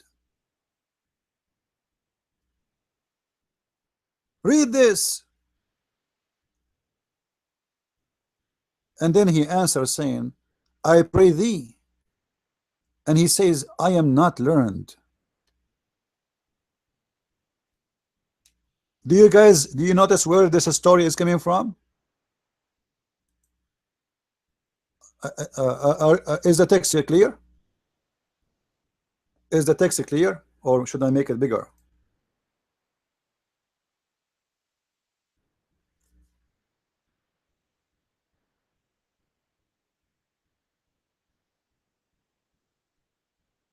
Do you see it?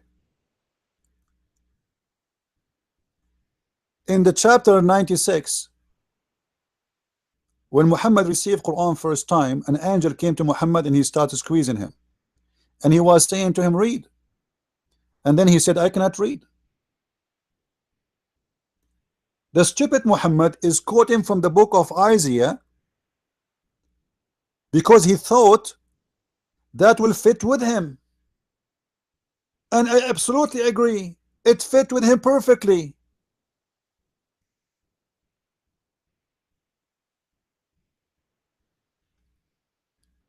Why it's fit with him perfectly? Read what the verse is saying. The Bible is so clear. This verse is speaking about those who worship the Lord with their mouths, but in fact they don't even hear him, they don't even listen to him, they don't even honor him. They worship the Lord with their lips, but they don't honor me, but have removed their heart far from me, and their fear and their fear forward me. That is Muhammad.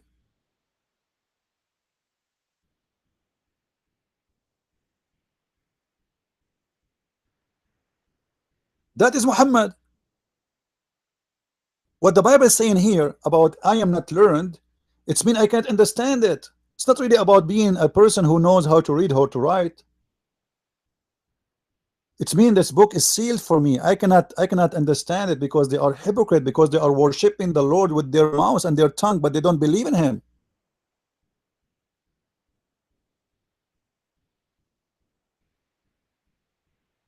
So Muhammad the thief, because he is a liar, he is a thief. He quote Isaiah chapter 29 verse number 12, and he tried to make it fit with him. And I know I have no problem with this verse to fit with Muhammad. Actually, it fit with him perfectly. And the Bible say clearly that this kind of people, those false prophets, God will punish them. Read it. Those false people who they are speak in my name, move their lips speaking about me, but they don't believe in me and they don't listen to me, and they cannot they are not learned the book, but yet they speak too much about God. You see, the word learned is not about being illiterate. It's about illiteracy toward God. It's not about being illiterate about writing or reading. And the Muslims, because they are a nation of ignorance, they don't even know how to explain to understand the Quran, because the Quran never said Muhammad is illiterate. I never saw a Muslim he understand his Quran. Anyway, if we go to the Quran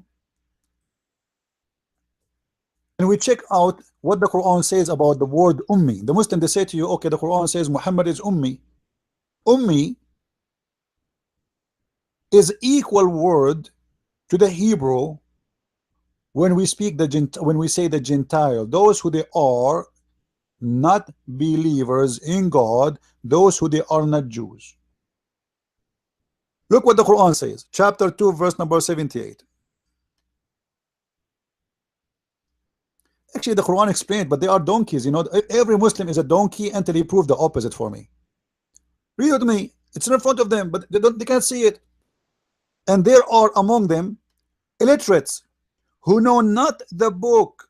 Like, come on, the Quran explain it. It's in front of you, Abdul.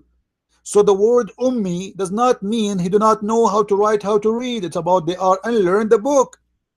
And this is exactly is copy from the book of Isaiah chapter 29 verse number 12. We give them the book, we tell them read the truth, and then they say to me, well, we are not learned. This book is sealed for me. We are not learned. We cannot understand it. We are illiterate, which is an excuse not to follow God. So here the Quran explain that the word illiterate is about someone who don't know the book. This is why the Quran divide the people to two kind of people: people of the book and people who don't have a book. Like, did you ask yourself why the Christian and the Jews they were called the people of the book? Is that an ethnic? No. Is that a color? No. Is that a language? No. So what people of the book mean? It means they are not illiterate. It means they receive and deliver the book of God. This is why you see in front of you in chapter 2 verse number 70 it says, and there are among them illiterates who know not the book.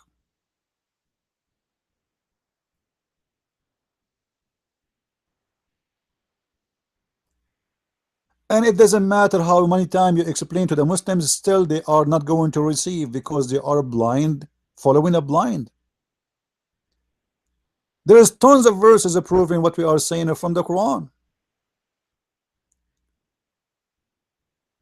In chapter 3 verse number 20,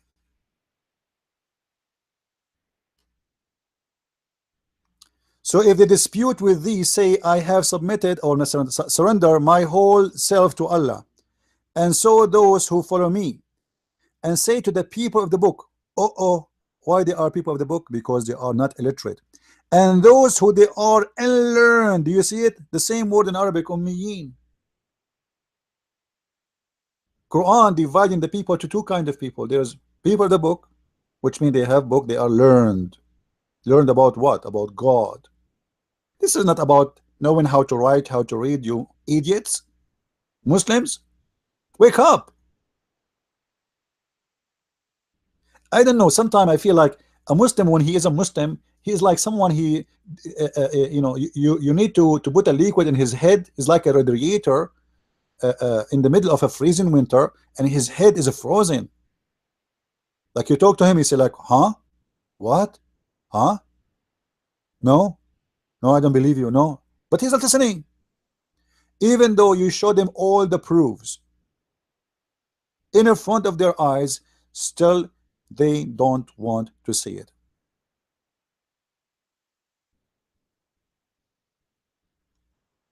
So the word illiterate is not about illiteracy of writing and reading.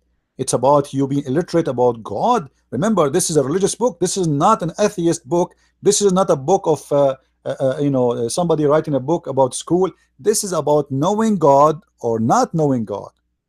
The whole book is supposed to be about that. Otherwise, somebody can tell me when the Quran called the Christians and the Jews people of the book, does that mean we know how to write, how to read, all of us? Even in the time of Muhammad, that's impossible. That is impossible. But yet we are called people of the book, which means we are learned. We are not called illiterate.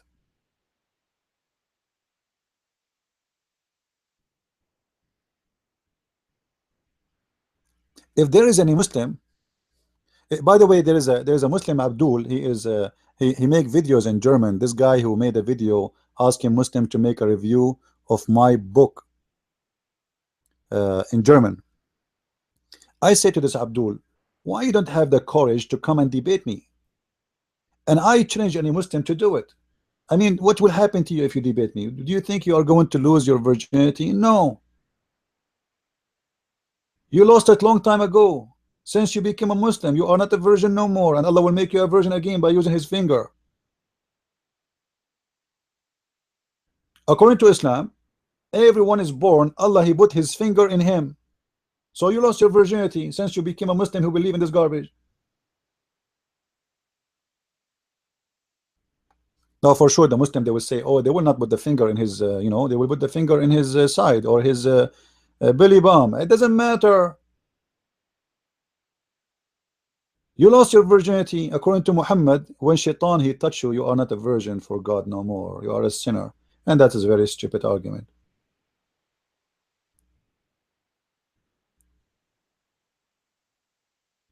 I want to see some brave Muslims, the same as this guy, Shia Hamza.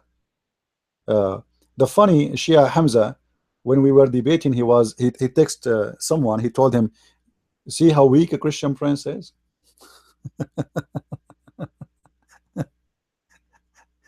The guy, he left the debate and he have no teeth left in his mouth, and yet he is saying I was weak in the debate, which is very funny. So we encourage all the Muslims who don't agree with us to come and debate us, and let us see how you can defend this cult.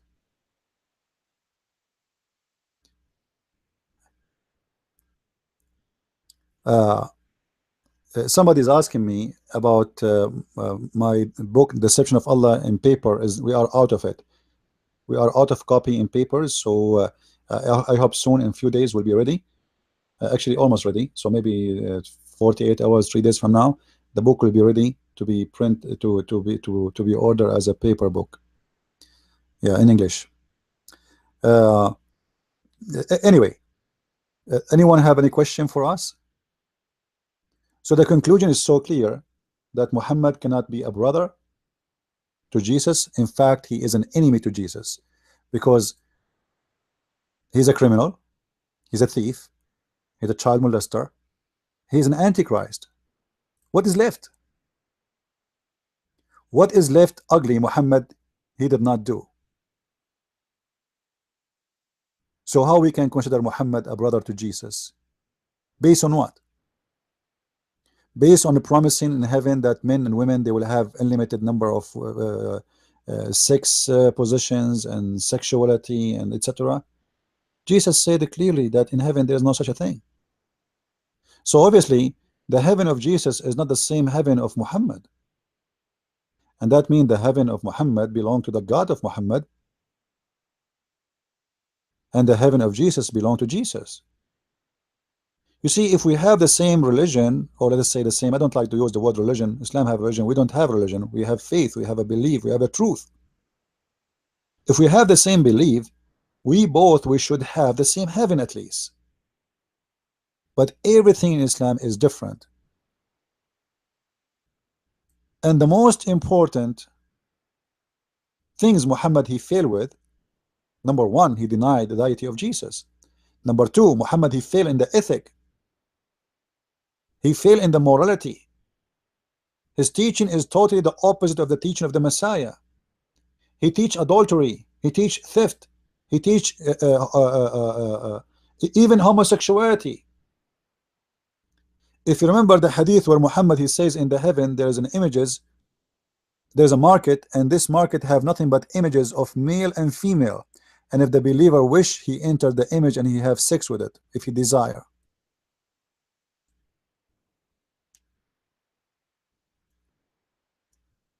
So a Muslim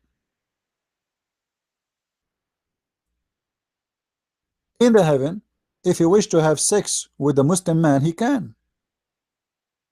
Allah will provide the Muslims a magazine like Playboy, and you point your finger at the image and Allah will allow you to enter in it, and the images have pictures of men and women, and you have sex with it.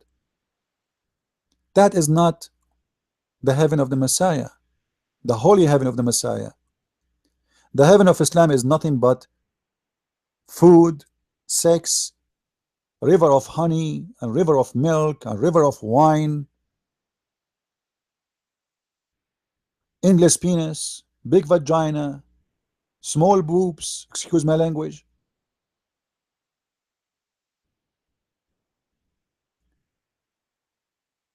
You know, the Muslims, when they translate the Quran,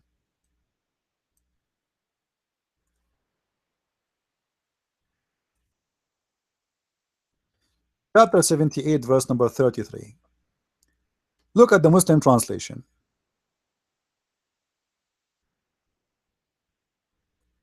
Not accurate, but I will let it go. What does this word mean? Is that a description of the breast of women?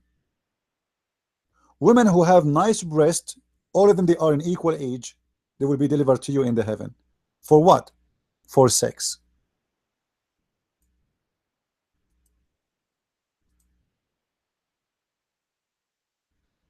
That is the heaven.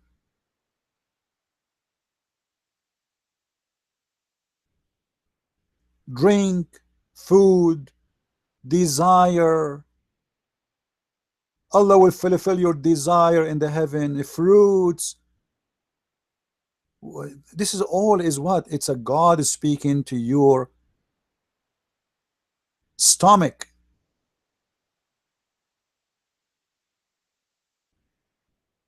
Speaking to your desire to stay youth. Speaking to your desire to have an extra ability of sexuality. This is the devil speaking to your desire, whatever that desire is. To the point the Quran promised us couches and pillows.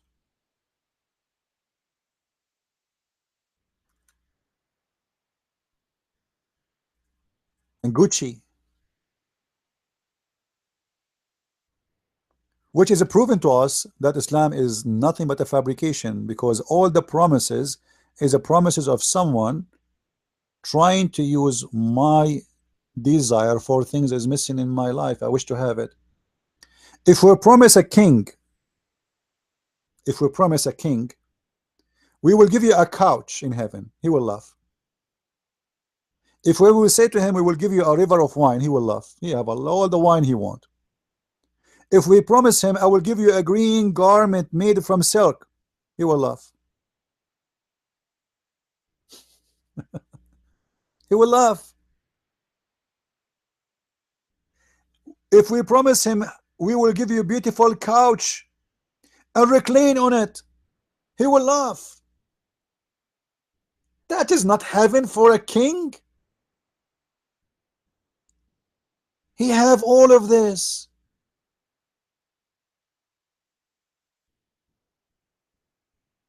We promise him that you are going to eat a grape. Like what?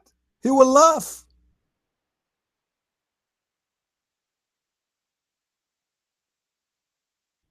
This is God promises. God in those promises, when I say God, I mean the God of Islam, the false God, trying to convince me to join his religion by telling me in heaven I will give you a grape. I like strawberry more. This is God promises. I'm going to get a couch and pillows. I will recline on them. I will have a chair. Boys, naked boys will be around me. Those promises does not fit. Not only with God, does not fit even with someone when to convince me to go to Las Vegas. I can get all of this if I have money. If I am rich, if I am a billionaire, I can get all the women I want, all the wine. I can have a river of wine running in my garden. If a Trump right now, he want to have 1,000, not 72 women in his palace, can he? He can. He can get 1,000,000. What those promises about?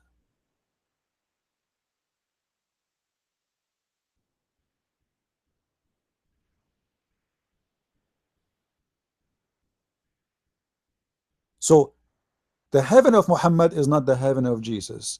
The ethic of Muhammad is not the ethic of Jesus, because Muhammad, he taught hate and killing, and even the heaven itself is a heaven of abuse. In the heaven of Allah,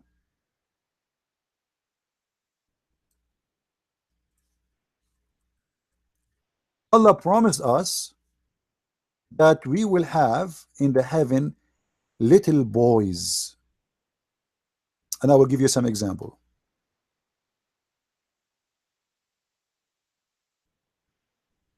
Here you say, it says young male servants, and they are handsome. Actually, it doesn't say handsome.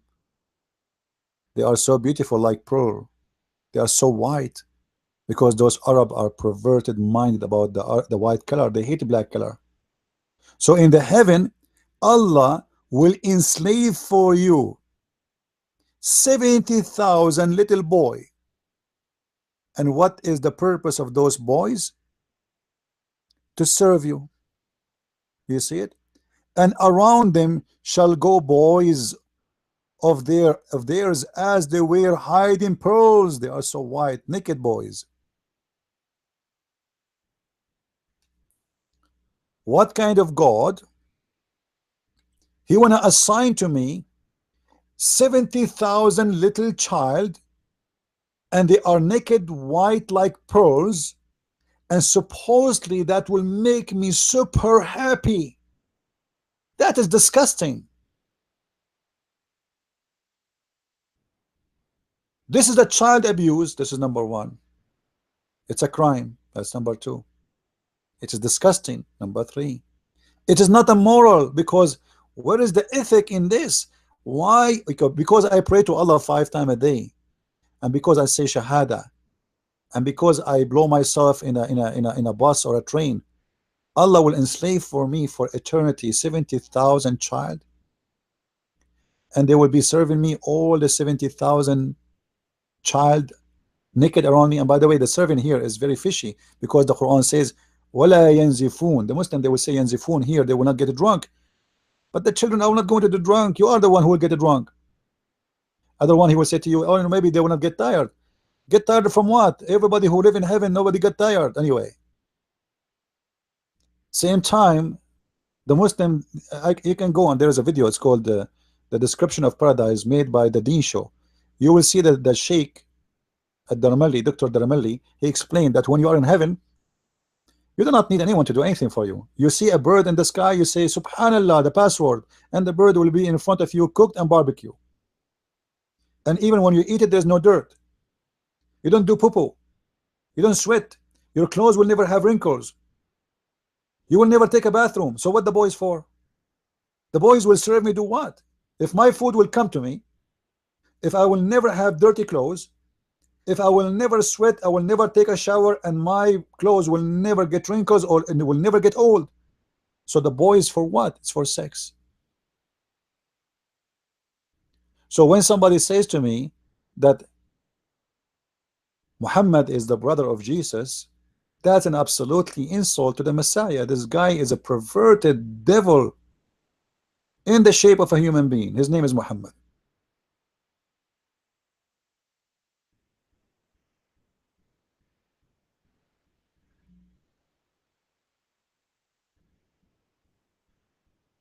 Muhammad, he wants you to be a slave of the temptation of the Quran, as you see.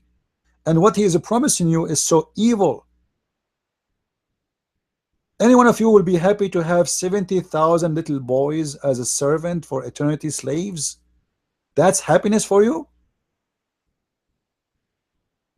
And God, to make one person happy, he will enslave 70,000? What is happiness here? I thought slavery is in earth because a human being is unjust, but we found that slavery is in heaven of Islam because Allah is unjust too. And not to forget to mention, you know, the Muslim, they say to you that Islam is against slavery, but the fact Islam encourages slavery. Islam encourage raping women who they are your right hand process.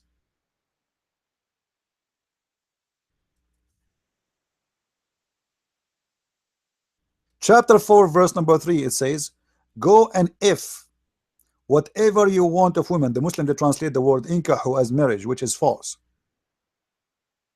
and we proved that many times.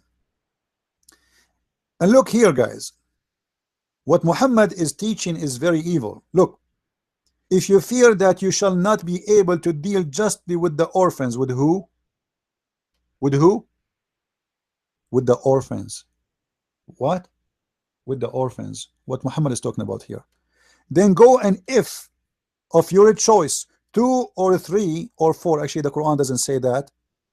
The translation is accurate actually here, but with the Quran, you see the Muslim, they say to you, Islam allowed the Muslim man to marry 4 wives. That's a false. The Quran allowed the Muslim to marry, read with me, 2 or 3 or 4 is a false translation, because there's no or. There's no or. In Arabic it says wa, which means and. So the Quran did not start saying marry one, even the word marriage is not there, but let us go with them. Marry one. No. Start with 2. Go and get 2, 3, and 4. The total is 9. This is why you see many of the caliph, they have 9 wives. And Muslim themselves, they say that Muhammad himself, when he was alive, he have 9 wives at the same time. Some they say 11, some they say 13, because Muslims are so confused about their religion. So the total is 9 wives, but those are not wives really. Those are women, you contract them for sex. Those are the free women. Now look what he's saying. If you cannot be justice with the orphan, which means Muhammad is teaching the Muslims that you can sleep with the orphan, but the orphan are kids. You see, we don't call someone an orphan unless he's a child. If I am a man, I'm 30 years old, and my mother, she passed away, and my father passed away, that does not make me orphan. Orphan is someone is a child. So Muhammad is encouraging his men to sleep with the children's. And he's saying, if you cannot be just with the children's to sleep with them, to satisfy their needs, well, go and get of your choice 2 and 3 and 4. And if you fear shall not be able to do justly with them, then only 1.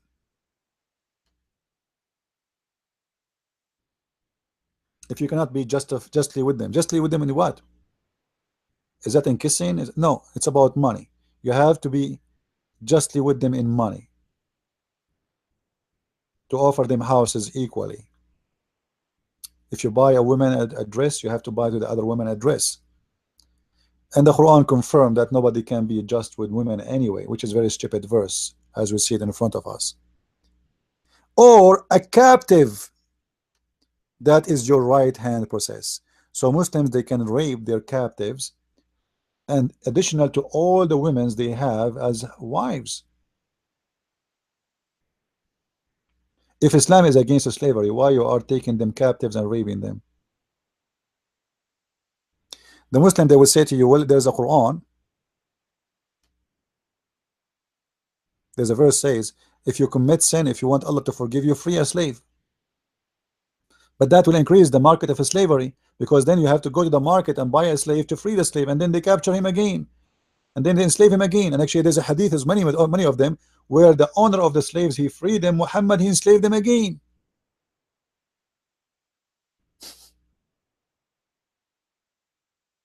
The owner, he freed them, Muhammad, he enslaved them. You can read in my book if you want. For those who do not know, by the way, I have my books now in English. I have Deception of Allah, Quran and Science and Depth, and we have the same books in Swedish, Deception of Allah. We have French, Le Secret du Prophète Arabe, and we have the new one, the German, and soon we will have a Spanish for the Deception of Allah. So if you, I don't know what language you speak, you can go to Amazon and you can get the books from there. So you can have reference in your hand. Now, do we have any Abdul here? He don't agree with us about what we are saying? And not only that, by the way, Quran, even in the case of murders, don't treat equally people in an equal way. And let me show you. In the case of murder, the punishment of killing a free is killing a free, and the one who kill a slave, we kill his slave. And the one who kill a woman, we kill his women. This is how stupid Muhammad is. Read the translation.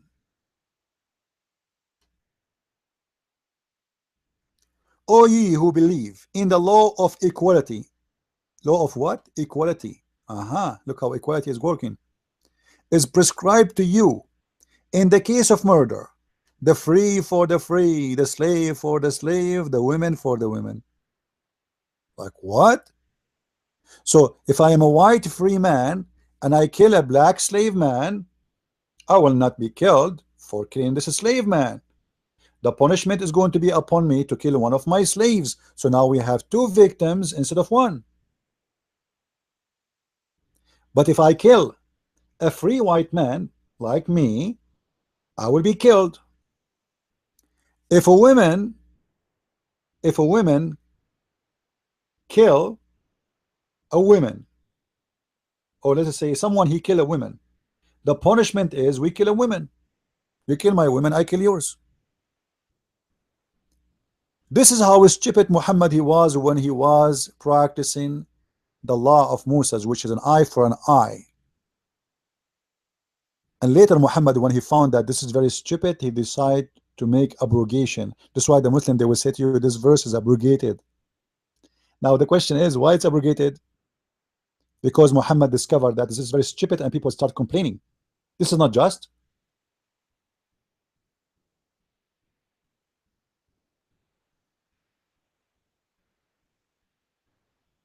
What do you mean if a man kill my wife, I will kill his wife? Or somebody kill my wife, I kill or my slave women, I kill his slave women. What is this? Is justice? This is God? And why Allah he made this verse? Don't he knew it's wrong? So later he canceled it.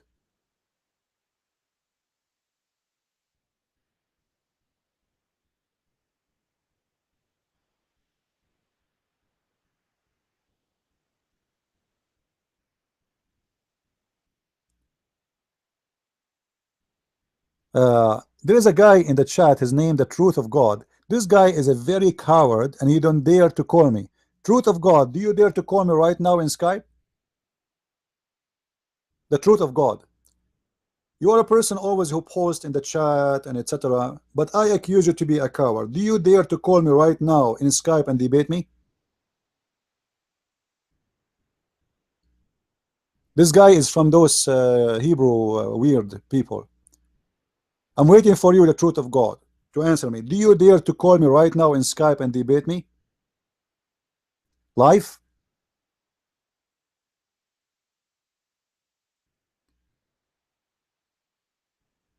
You are at work. You are a very good believer. You are at work, but yet you aren't chatting. Get out of here, you filthy idiot. I don't want to see you here again. Guys, this guy is at work. Like, did you see how good he is? He is debating us about God. He is a good guy. But he is chatting from work. I mean, how good he is to the point he chat from work. Can't you see it? This is a very good guy. Only good guys, they chat when they are at work.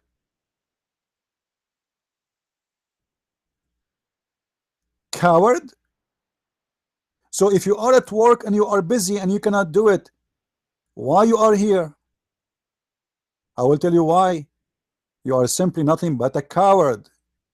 How many times I offer you in YouTube to come and debate me, you idiot? All this time, all those months, since last year, I offer you to debate me. All this time you are still at work?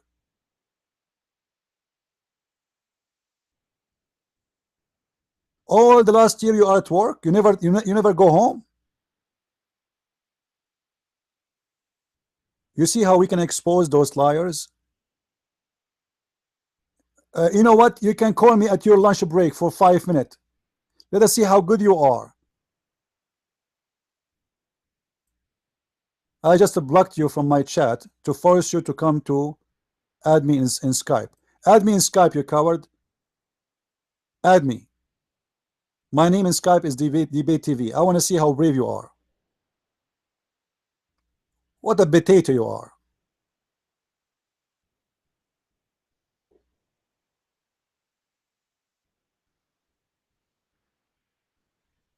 No, he's not. He's a potato. Big mouth. Big mouth, but they have nothing to say. They talk too much, they say nothing. We know them.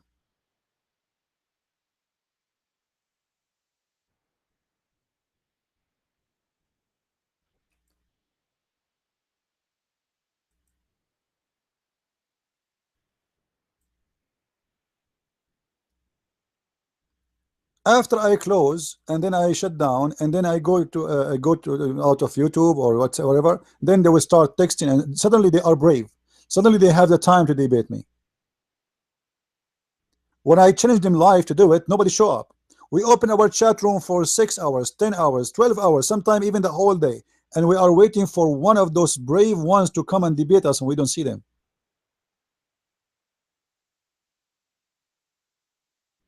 Actually, people debate me only by mistake, because after that they swear never again. Anyway, guys, don't waste your time. If you want to debate me, you can contact me in Skype, but this guy is a coward. Don't waste your time with him.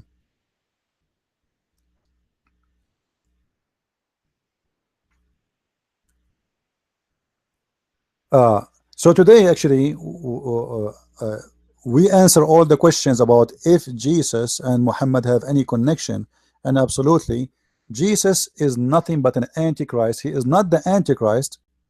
He is an antichrist, and the Bible support that very well.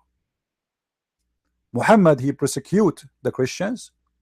He killed the Christians. He insult the Christians, and the Christians are his enemies. He hated them to death. And we showed you many verses. And the Bible speaks clearly about the one who is from the devil, what he will do. He speaks very much about God, but yet his words is against God. He go after the saints. He killed them. And this is what Jesus said. Time will come and people will kill you thinking that they are doing a favor to God. And Muhammad, he made them do that. And he will change all the teaching of the law. And yet he claimed that he is following the law. As an example, Muhammad, he say he is against adultery. But yet Muhammad, he allowed Muslim women to rent their vagina for 5 hours or 2 hours or even 5 minutes in return of money, which is nothing but a prostitution. Even the Quran allowed the Muslim women to do, actually the Muslim men, to do prostitution business. Force not your girls to do prostitution if they choose a chastity, and if you force them, Allah is all merciful, all forgiving. Muhammad, he says we are against theft, but he allowed to steal from the Muslims. So theft, you see, Muhammad, he used the same words we use in the Bible, like adultery. He's against adultery, but yet he approved adultery. He approved multi-marriage, and the Bible speak about the prophet should not multiply their women. He allowed kidnapping women from their husbands for no reasons, raping them. He allowed himself to have sexual relationship with the children's, and Jesus forbid us from having such a thing. Even he said, the one who heard the little one, it's better for them to put a milestone in their neck and throw themselves in the deep ocean. Muhammad allowed himself to steal the money of anyone who didn't agree with him, and their houses and their land, just because they didn't agree. Muhammad, he made false prophecies, as we remember in the chapter of the moon, verse number 1, when he said the judgment day is near and the moon is split. But there's no moon split and there's no judgment day is near, and this was 1400 years ago, a false prophecy from a false prophet. In the chapter of Al-Anfal, Muhammad, he promised his followers that if you go to war, 100 of you will win against 1000. The Muslim, they went to war and they lost. And then Allah, he said to them, oh Allah, he just found that you have a weakness on you.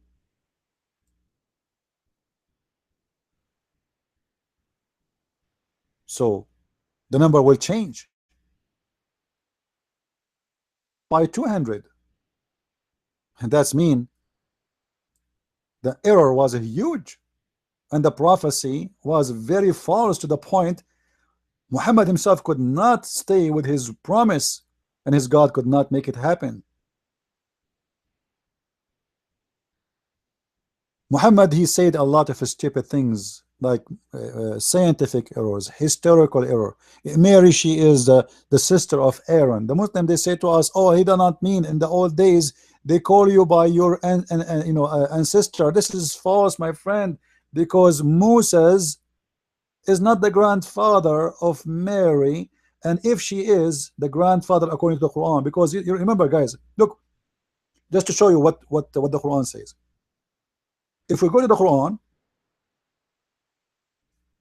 Quran says that Allah, he chose Adam and Noah and the family of Abraham and the family of Imran. Hold on. If you choose the family of Ibrahim, you chose the family of Imran already. But who is Imran? There's nothing is called Imran in the whole Bible. What is existing in the Bible is Umram. Umram. The stupid Muhammad, he could not make it right. He always hear the Jews saying Umran, Umran, so he thought it's Umran because the two names are close. This is Umran. It's the last letter here in Arabic is N, like Nancy. In the Hebrew is Umram. The last letter is M from mountain. So what Muhammad, he think that Mary is the daughter of Umran, which is Umram. But Umram is not the father of Mary. This is why Umram, he is the father of Mary, which is Maryam, which is the sister of Aaron. So the stupid Muhammad, he thought that Mary is the daughter of Amram, as we see in chapter 66, verse number 12. And she is the sister of Aaron. You see it?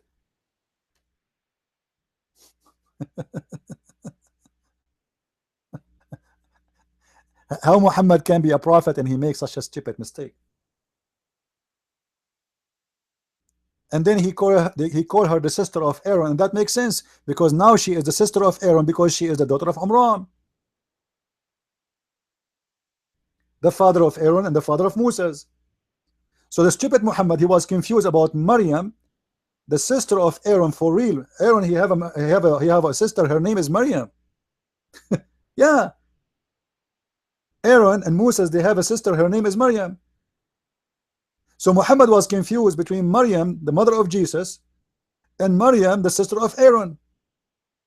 This is why he called Maryam the sister of Aaron, because he thinks she is the same one as the mother of Jesus.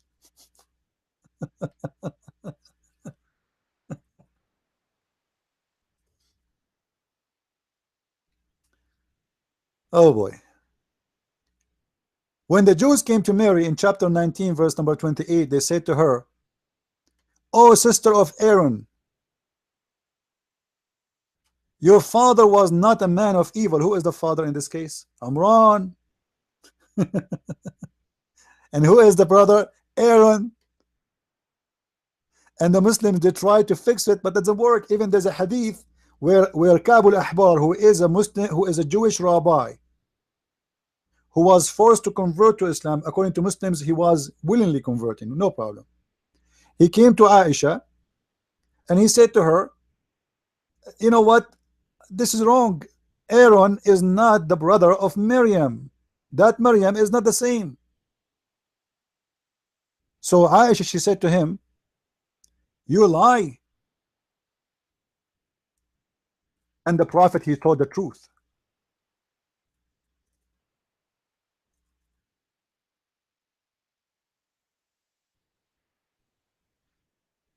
So how this man can be a prophet?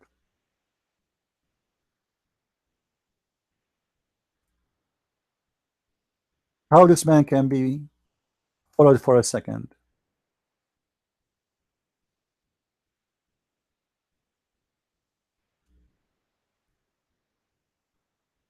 And not to forget to mention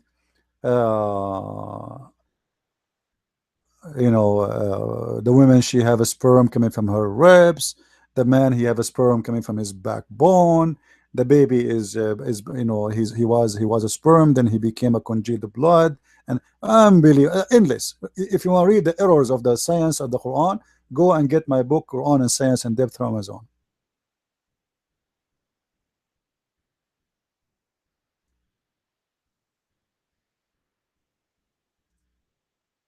Do we have any Muslim here that agree?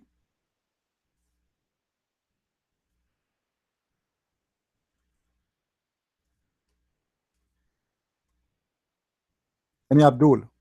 He have the courage and the knowledge.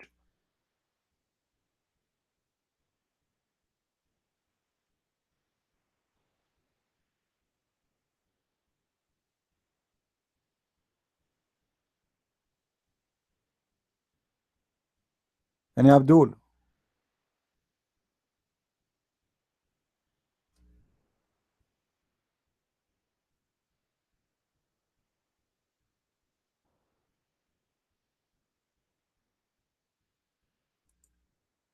We don't have Abduls here. Are we out of them? Look like we are out of the Abduls lately.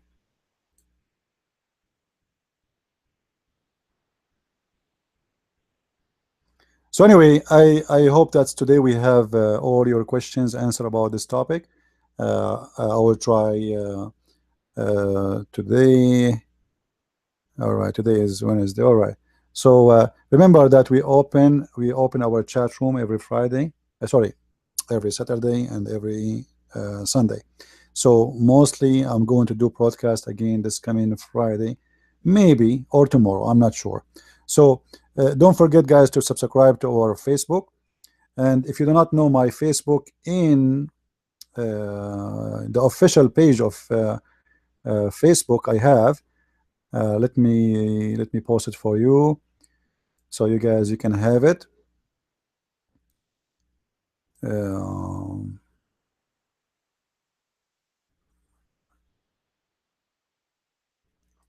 right.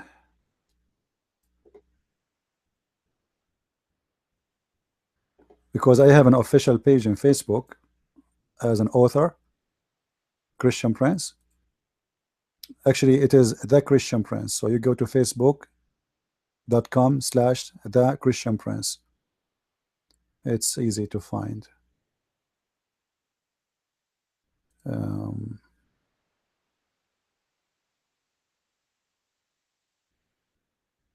Let me post it for you.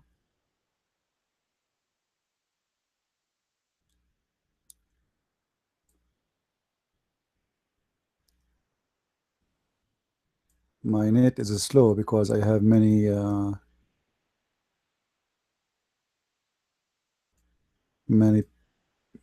browsers open.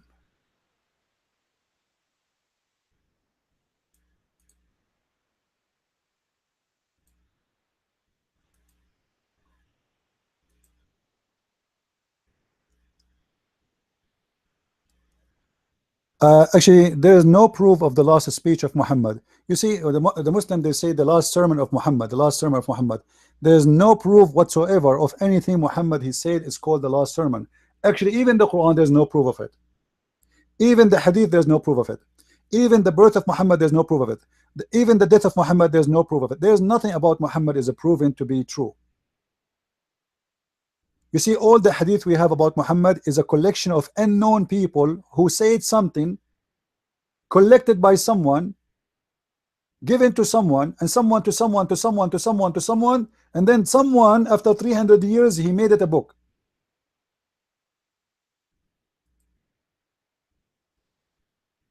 This is the story of Muhammad. This is why when we speak about, as I say, like in my book, I put the date of where Muhammad he died, but this is not really accurate because we don't know. But we have to put that date because this is the one we know. Nobody knows when Muhammad died. We don't know when Muhammad was born. We don't know how many women he married, how many women he raped. We know nothing about Muhammad. And all the Quran we have today is nothing but a collection of unknown people. We have no idea whatsoever of any of those. We have zero. I'm posting the link for Facebook so you can subscribe. So all the details and the dates we give is what we receive, but none of those is true and confirmed.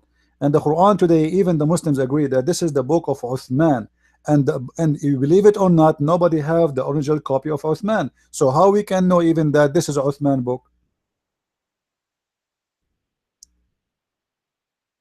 How anyone?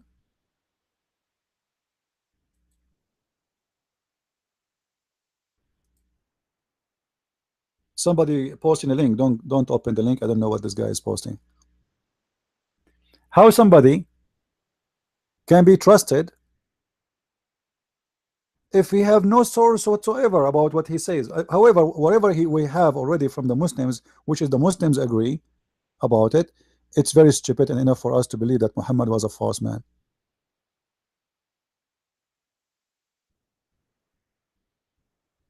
Like the earliest reference Muslims, they have it from Ibn Ishaq, etc.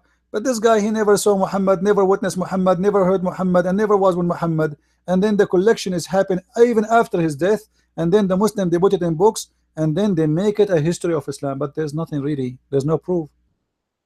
It's a collection of fairy tale stories. The Quran and the Hadith, all of them, they are collected, and there's no proof of them. We don't have original of anything. So all the information we have about Islam, there's no proof of it, but we deal with what we have until we discover something new. Like now, there is some people, they have a theory that Mecca is not really in Saudi Arabia. The Mecca we are talking about is the city of the cliff, which is mentioned in the Bible, which is the city of Petra. So like some people, they have their theory that's old mosque, they are not built facing Mecca, but yet they are facing Petra. And the question was, why they are facing Petra, not facing Mecca? If Mecca is the city, the holy city of Islam, why all this mosque is facing Petra, not facing Mecca? You know. So there's many theories about Islam. There's many mysterious issues. Like as an example, the Christians in Jerusalem, when the Bedouin, they occupy their land, and I suppose this is the story of Umar ibn Khattab, as the Muslim caliph, he came and he occupied Jerusalem. You will see the Christians never mention the word Muslim there. They are not talking about Muslims. They are talking about Bedouin. So why the Christian never mention the word Muslim? So there is a missing information in history. Islam is very lost. We do not know really much about this religion. But for me, I don't waste my time really to go and study after history. I will leave the historian do that. Maybe they can find something. For me, I deal with what I have until there's something else to come, and it became a real reference to go by. All right. So we use their books to prove how stupid their books is, not because we believe in it, because nothing of what they teach is true.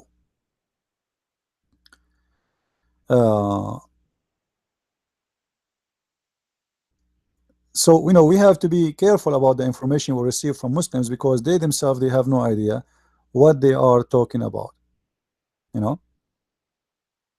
There's no proof, there's no reference. This is why you see someone like Robert Spencer. He made a book. It's called I forget the name, but the book is is about Muhammad was not exist, right? You remember there's a book made by Robert Spencer, Muhammad is not exist, something like this. Now, why he is saying it's not exist? Because there's nothing about Muhammad. There's no reference really for Muhammad. There's no proof.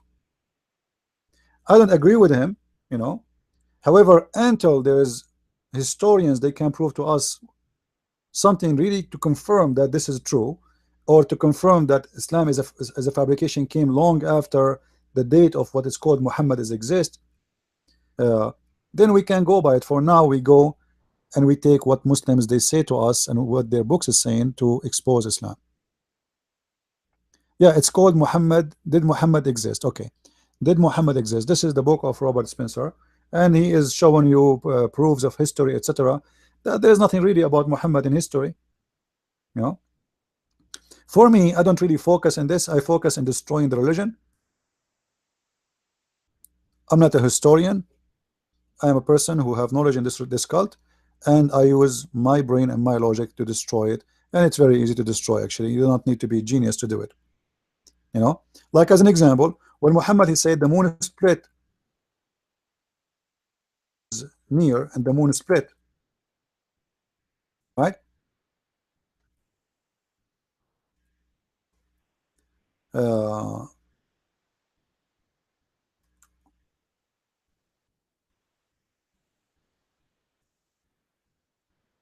in chapter 54, verse number 1, in this one, we can use the historian to prove Muhammad to be a cult leader, because if the moon split, if the moon split as the Muslims claim in the Quran, this is Quran now, this is not Hadith, so the Muslim cannot deny it. If the moon split, that means this is an event should be seen by everybody, and there's no reason the Roman they will not mention it, or the Greek, or the Persian, or the Egyptian, because remember, all those they can witness the same moon in the same moment. You see, at that time the Roman was exist in Jerusalem. Actually, they exist in Tabuk, which is it's inside Saudi Arabia today. Tabuk today is a city exists inside Saudi Arabia, and the Roman was exist there. So how the moon split in Mecca, the Roman did not see it, the Ethiopian did not see it, the African did not see it, people of Yemen did not see it. India is just across the sea. You know, it's just like 4 hours. India is not far from Saudi Arabia, by the way. You know, it's very close. Look at the map. So how the Indian did not see it, how the Persian did not see it, how the people of Syria did not see it. Nobody saw the moon split. Imagine such an event happen. How many times in the human history such a thing is going to happen?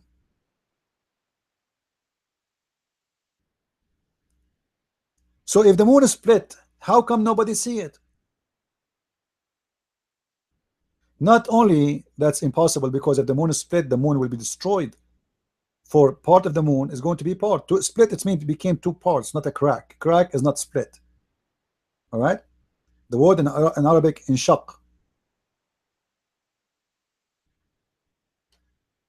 Inshaq. This is the Arabic word. Inshaq, it's mean became 2 pieces.